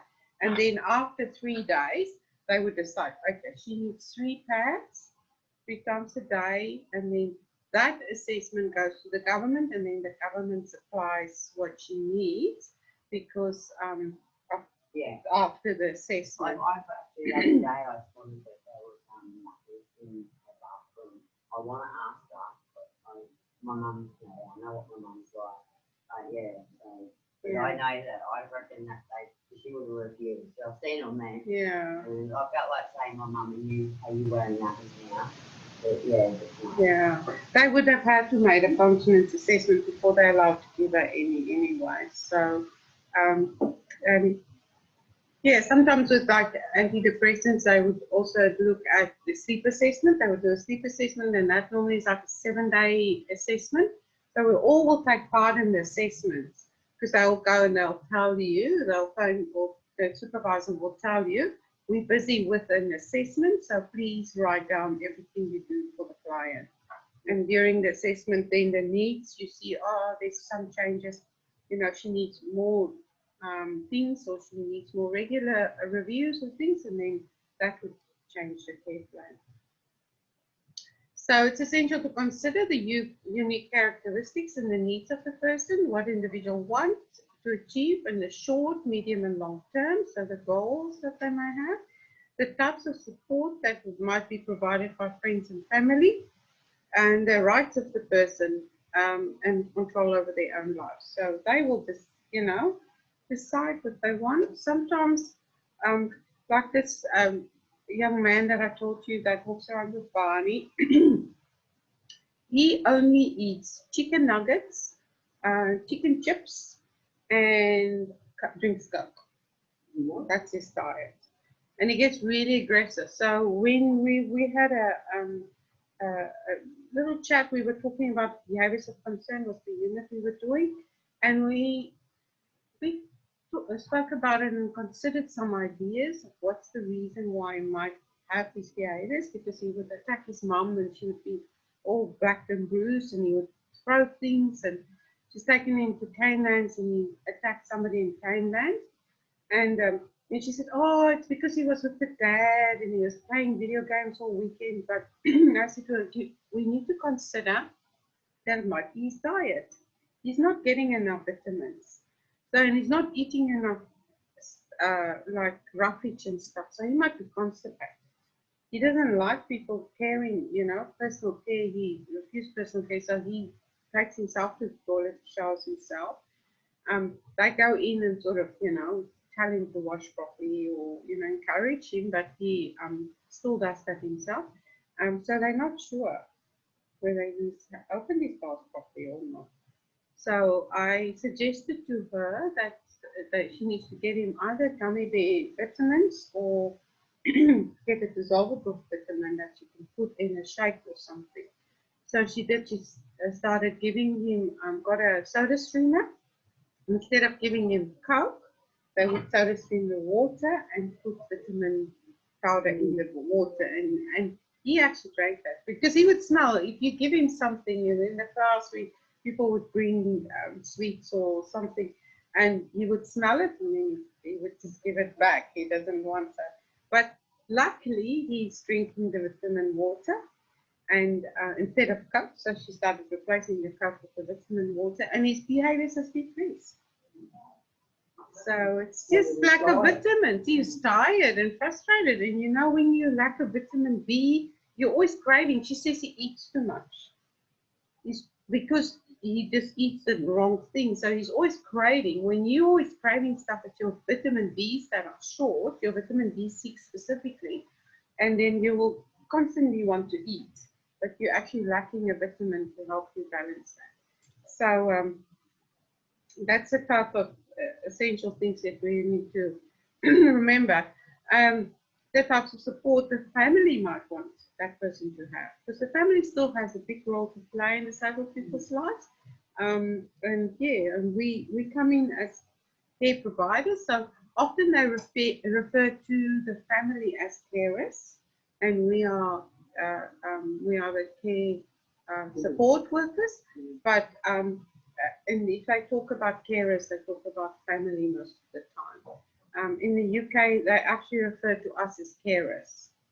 The term they use in the UK, it's not individual support workers, they refer to us as carers, which is confusing here because in Australia, the carers are the people that is the family, the mum or the father or the husband or the wife that's caring for that person. So the person has a right to have control over their own lives.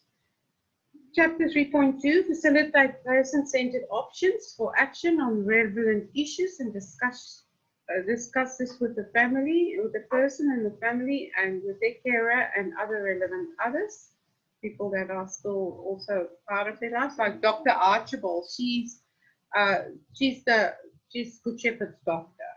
So I don't know how she manages, but she's got like 400 or 500 clients. Yeah. Anyway.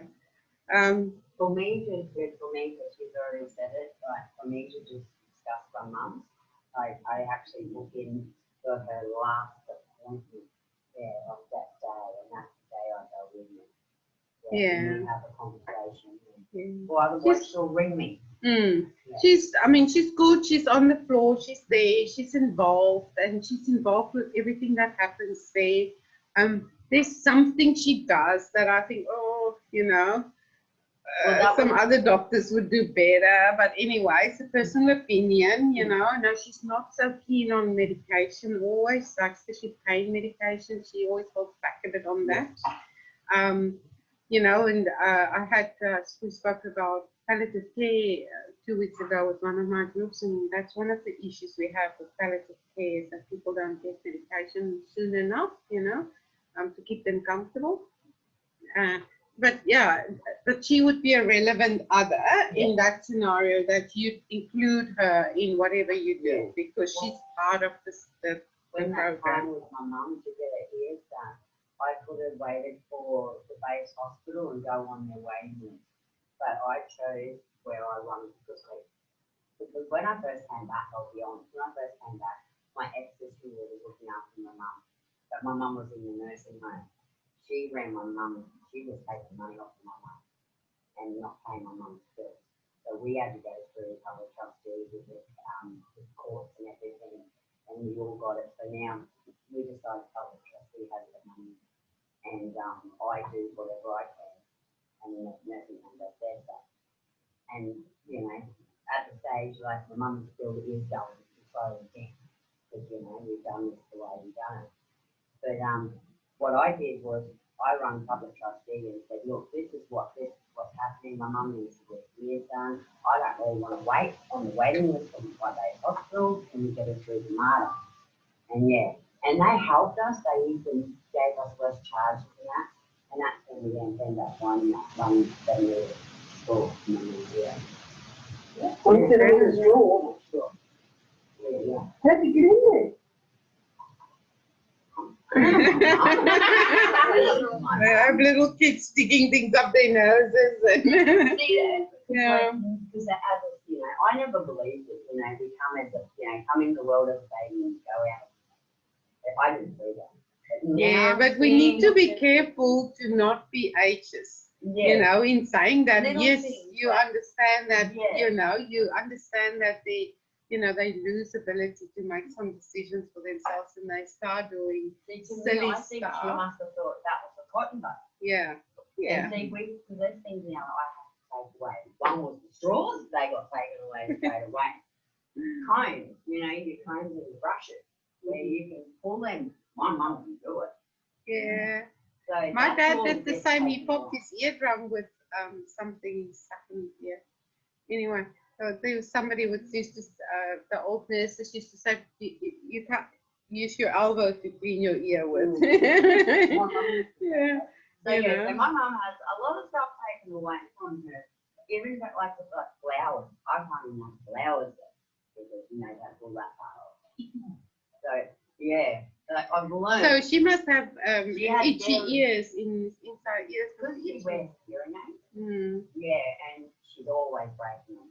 I'm well known out here in Australia. They don't even have to say anything to walk in, but she's always fiddling there.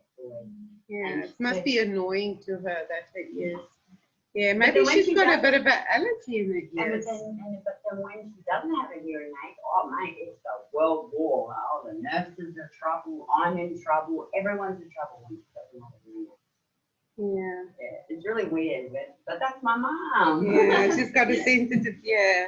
You know, and so they are all individual, and you have to include some people in their lives. And they still sit at the center of it, you know, whether it's the medical care, the education, employment. Yeah, our focus on disability is a little different to aged care because we are trying to still get them out there in life. You know, we're not winding down, we are still sort of working towards independence and stuff. Employment, recreation, social, housing, service and support programs, you know, it's a developing thing, you know, it's not winding down, but they are the center.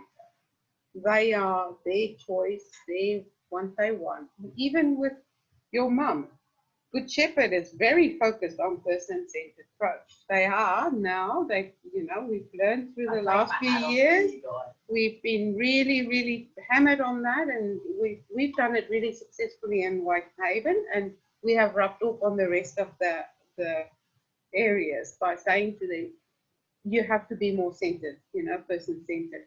And after the disability equality standards came, after aged care equality standards came out, and that being absolutely the center of it. And a lot of homes failed their auditing last year after the standards because they're not doing person-centered care. So we've been well trained with person-centered care there, and they're very focused on it. They are. So if she doesn't want something and they can't get it right, they're not going to force her.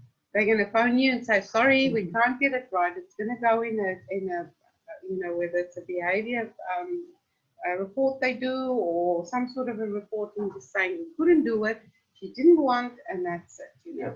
And they are going to, if they have big trouble with somebody, they will call in help. They will call in Dr. Archibald, they will call in DB Mass, some other people to come and help and give ideas on how do we deal with some stuff, you know. So there's always that center, you know, they are the focus of it. Provide assistance to the person with disability to facilitate communication of their personal goals.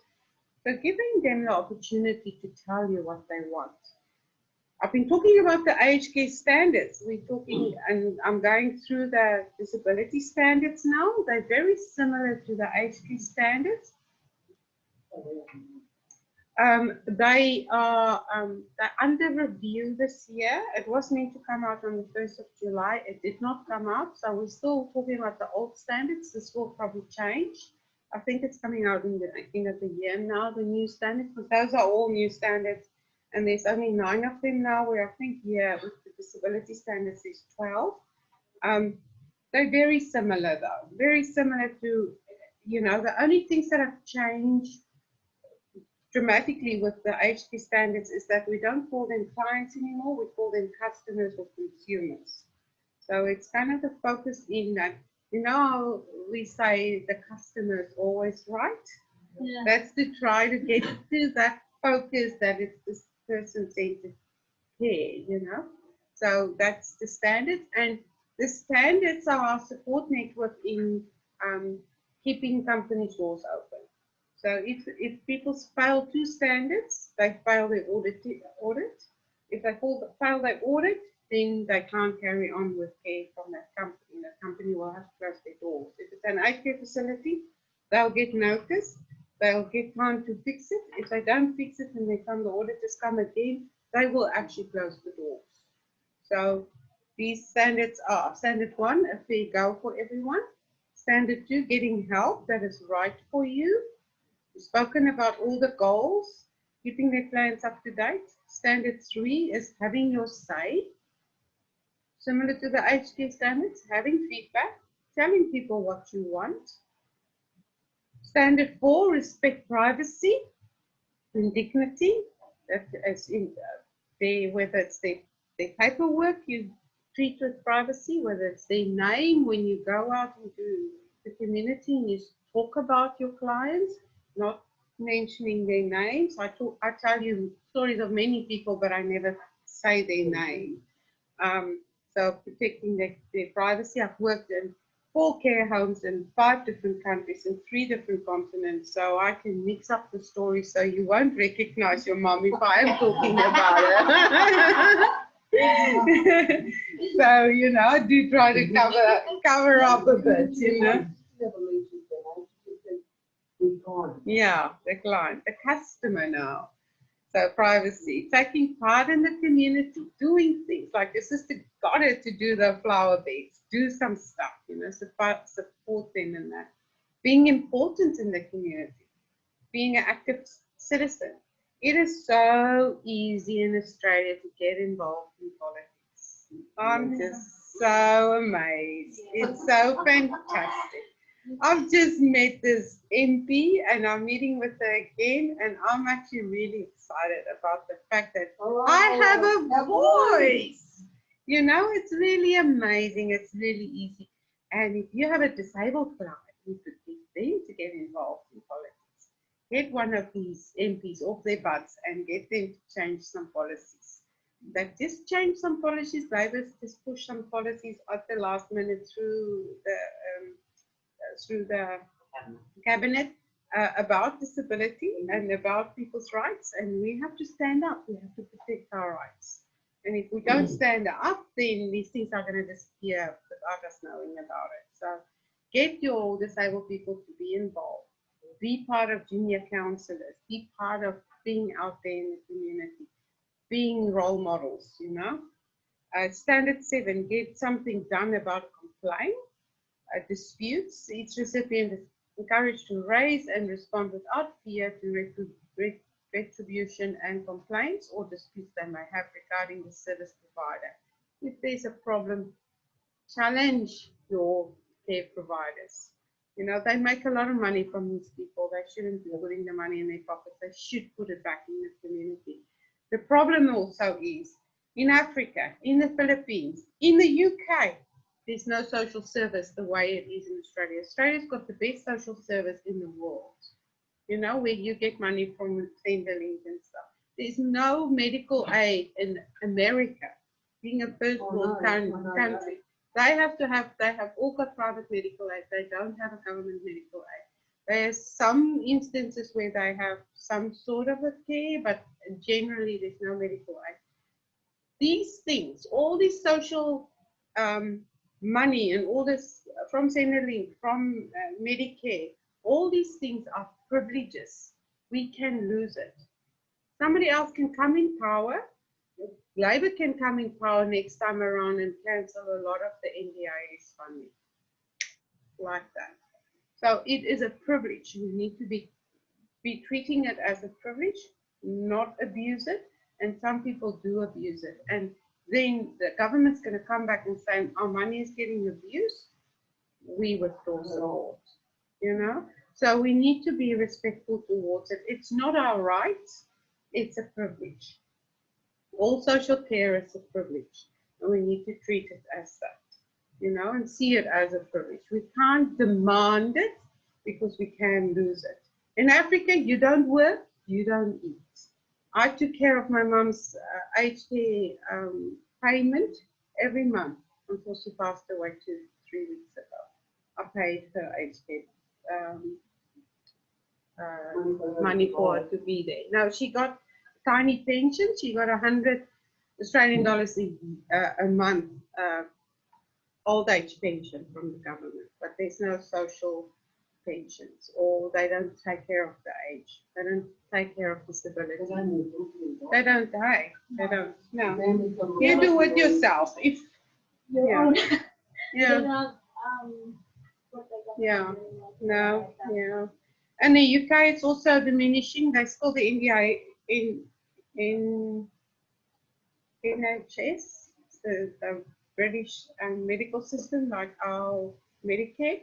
They also very limited in the support they give people, and it's very, very hard to get support. So we need to be able to, well, I'm stopping on Standard 7 because companies abuse it. It's not us abusing it, companies abuse it, and then we lose the privilege because they abuse it, they put it in their pockets, you know. For every old person that has a bed sore or any wound care, they give over $100 a day, the government, for their wound care. You go into the wound care trolleys and cabinets and you see how many classes is in there. There's not $100 a day worth classes in there. Where's that money? you know. In their Monies pocket. are getting abused all the time. So, and yeah, and one person's getting rich, and they say they're not, but they are. You know, you get CEOs of the companies getting bonuses at the end of the year. The more money they pay to give the bonus. So we need to keep our companies honest. If there is complaints about the services that are not right, if they didn't get what they need and what they applied for, we need to stand up for that. And, you know I'm a bit of a rebel stirrer by saying things like this, but I've worked with the union doing EBA agreements and stuff. I've done in Africa. I've done negotiations, wage negotiations and things. I know how these companies are run. They can say whatever they want to say, know how they run. And we are the ones to keep them honest for them to keep up with these standards. Because who else is going to see it? Who else is going to report it? You know, nobody. If we don't, nobody is. So we need to. You know, it's our responsibility to look after. Yeah. Well, that's not true. Don't be intimidated by that. If you stand up for somebody's rights and you are in the right and you belong to the union, your job will not be gone. That's not right. A lot of people are fearful for that, and that's why they get away with it. That's what they tell you. Yeah, they tell you there's the door, but that's nonsense because we have rights and we can't stand on them. So, you know, that's the one thing how they're getting away with it, because people are scared to speak up because they're worried they'll lose their jobs. People are scared, so they're in the union. Well, that is also your constitutional right to be part of the When I was union. on the mine site, I was in the So- union, and it's 9 o'clock, and I found out, you dropped me, I would have been wrong. Well- Because they said they don't want any union delegates or people or anything on the job. Yeah, but that is not, they could not tell, that's just intimidation, they can't do that. If they do that, then they can get in very big trouble. Yeah. So standard 8, you see all these standards are based on the fact that a company should be run in a certain way. That's what the standards are designed for. It's for the companies to be. Why do they teach us the standards? For us to uphold it. How do we uphold this by ourselves? How do we run a service well?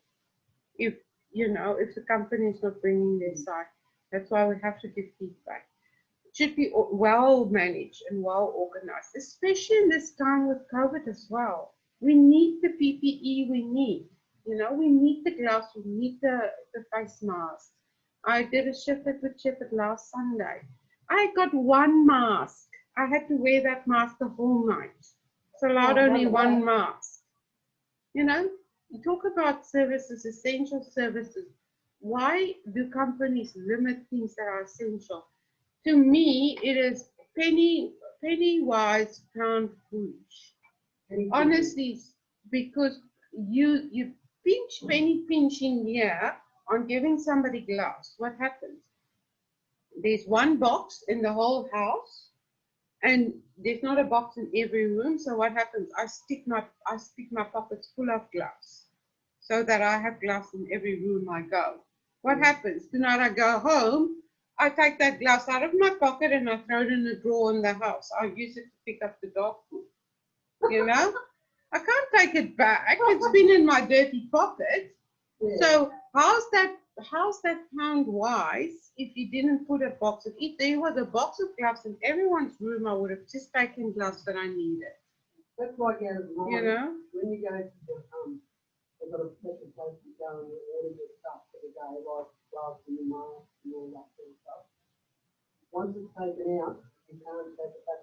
You're not allowed to take it back. You can't take it back. It's cross-contamination. You've been in everyone's rooms with it. Yeah, but that's silly. It's like not having enough wipes when you're going into clients' rooms. What happens? People take the face cloths. They wash people's bottoms with the face cloths. What happened to those face cloths that were full? They land up in the bin. It's much more expensive to buy new face cloth than what it is to buy a couple of boxes of wipes.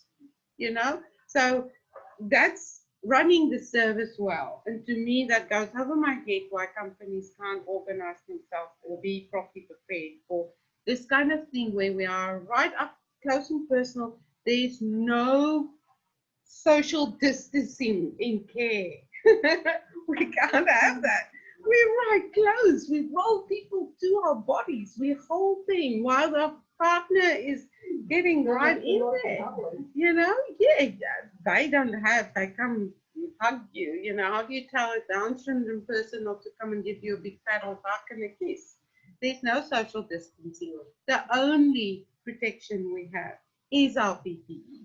That should be priority number one in a company. You know, it's protecting your other clients as well. We should have enough disinfectant spray. We should have all these things should be overly stocked so that we are protected. That's the only way. So our clients are protected. So the service runs well.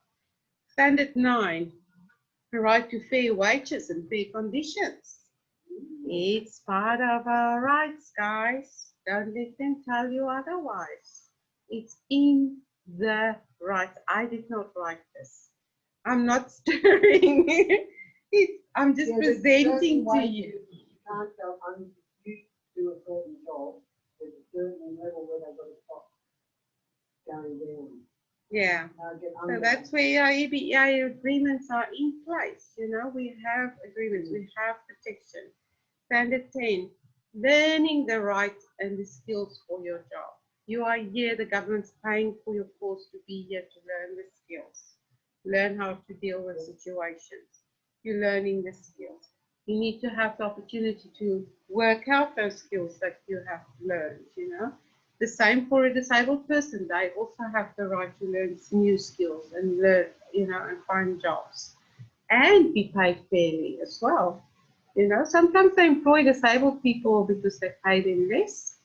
That is just nonsense too. Or employ youngsters. You know, what companies do? They employ 16, 17-year-olds 2 hours. Then the next 16-year-old comes 2 hours. One of the big perpetrators for that is Domino's. They've been terrible for that. Employing these kids, these youngsters, 2 hours, they get shouted at and mistreated, and they only get 16, 12, 13, $14 an hour. Then the next 16-year-old comes on the job, and that's just wrong. It's just wrong. Oh, yeah, and they mistreat these youngsters. And just because I don't get opportunity to actually learn the job, 2 hours is not enough to learn how to do the job properly, you know? 2 hours, 5 days, that's only 10 hours. Yeah, no. Standard 11, having staff who know the best ways to help you, so they have the right to have proper, you know, care from people. Standard 12, being safe and respected. Stand up for your rights. We have to stand up for our rights. Our rights are slowly diminishing, and in the world and in the communities we are, we have to stand up for our rights. Disability planners should focus on the aspects of comfort, happiness, contentment, fulfillment, satisfaction, duty of care, and individual needs. We have the responsibility. Chapter 3.4. Provide person-centered support in a manner that encourages and empowers the person with disability to make their own choices.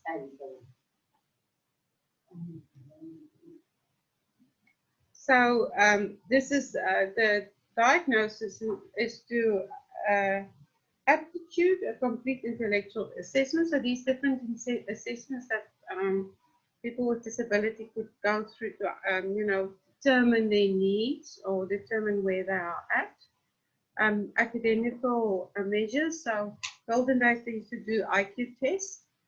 These days I think they sort of not doing it anymore because people have different levels of IQ. So you can have an emotional intelligence or social intelligence, or you know, could be very strong in like in sciences, but maybe not so clued up with social clues, or so there's different measures, but they still use some of these diagnostic tests to determine, you know, what people's abilities are and what their needs are, like cognitive testing, dyslexia testing, learning disability testing, and sometimes with abilities like physio and neurological assessments where they determine, you know, whether the person, you know, can improve.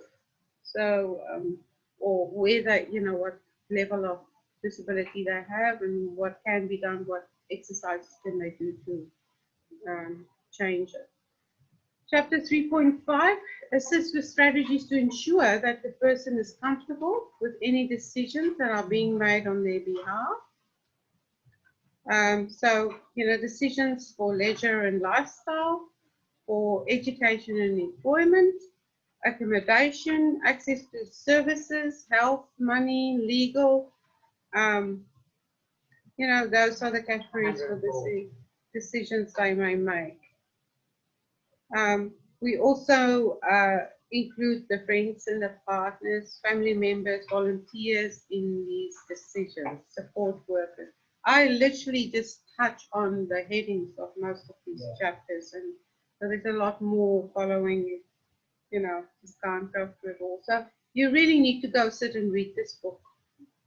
You know, first night you get home, sit and try to read through the book before you even start answering the questions. If you have time to just sit and read the whole book through. Yeah, read the book or read part of the book at least. You know? Yeah, because there's a lot of information in these books that I'm not able to communicate to you in 4 hours. You know, I just can't. There's not enough time. That's like you were saying. Your sister did her course 4 or 5 days a week. Monday to Friday, 9 to 3. Then they have to go home and do homework on top of it. Yeah, and it took how long? 9 months, 6 months? Yeah, you guys You get. can't get over how we're doing it one day a week after September. And then only having 6 months. Yeah. So, you know, we are going through this very fast. There's a lot of information I'm not conveying to you that I'm not able to. I just don't have enough time. So you have to read the books. Okay, so it's your opportunity. This is your time now to do the best you can, the most you can, and get the most you can from it. So chapter 3.6, assist with assessing advocacy services and other complaint mechanisms that's required. Again, it's quite effective when you use the family or the person you are caring for to do the complaining. Much more effective than what it is we going in complaining. Because quite often, if we go complain to our bosses that things should change or things should be different, they think we want to change because we want it easier. You know, it's to make our lives easier, but it's not. It's what our clients want. So if the client themselves can make a complaint, then quite often the action is taken faster. Like in aged care, I quite often use the oldies to tell them, you go, get the family. I tell the family, go to management. If the family goes to management, management will do something about it. I have sat and written letters to good management and asked them to change things, and it never got done because I asked. They thought I wanted it easier. I wanted more stuff. I wanted it stuff. And then I just, you know, you give up because you try. And then I ask the family members, you go and ask them to change that. And then when the daughter or the son goes to management, tomorrow it's changed because they know that it's the customer that is doing the complaint. So get your customers to do the complaining. Get them to write the letters. Get them to pick up the phone. It's to their advantage. And yes, it's to our advantage as well. Of course it is, you know. If they are happy, we are happy. Our job is easier if they are happy. Why do we have to fight them? Why do we have to make life hard for them? You know? Why do we have to be in a situation where we're in conflict with them? Because things are not working properly. So if they do the complaint and they can get that done. So help them with their programs, respite, guardianship, power of attorney, enduring power of attorney, legal assistance, funding, self-care, counseling. Help them, put them in contact with the right people. Speak up, you know, have a voice. You do have a voice. We are so privileged that we have a voice, and we can help our clients with that. And that is my last slide. So I will send you guys the slides, okay? We'll email them to you.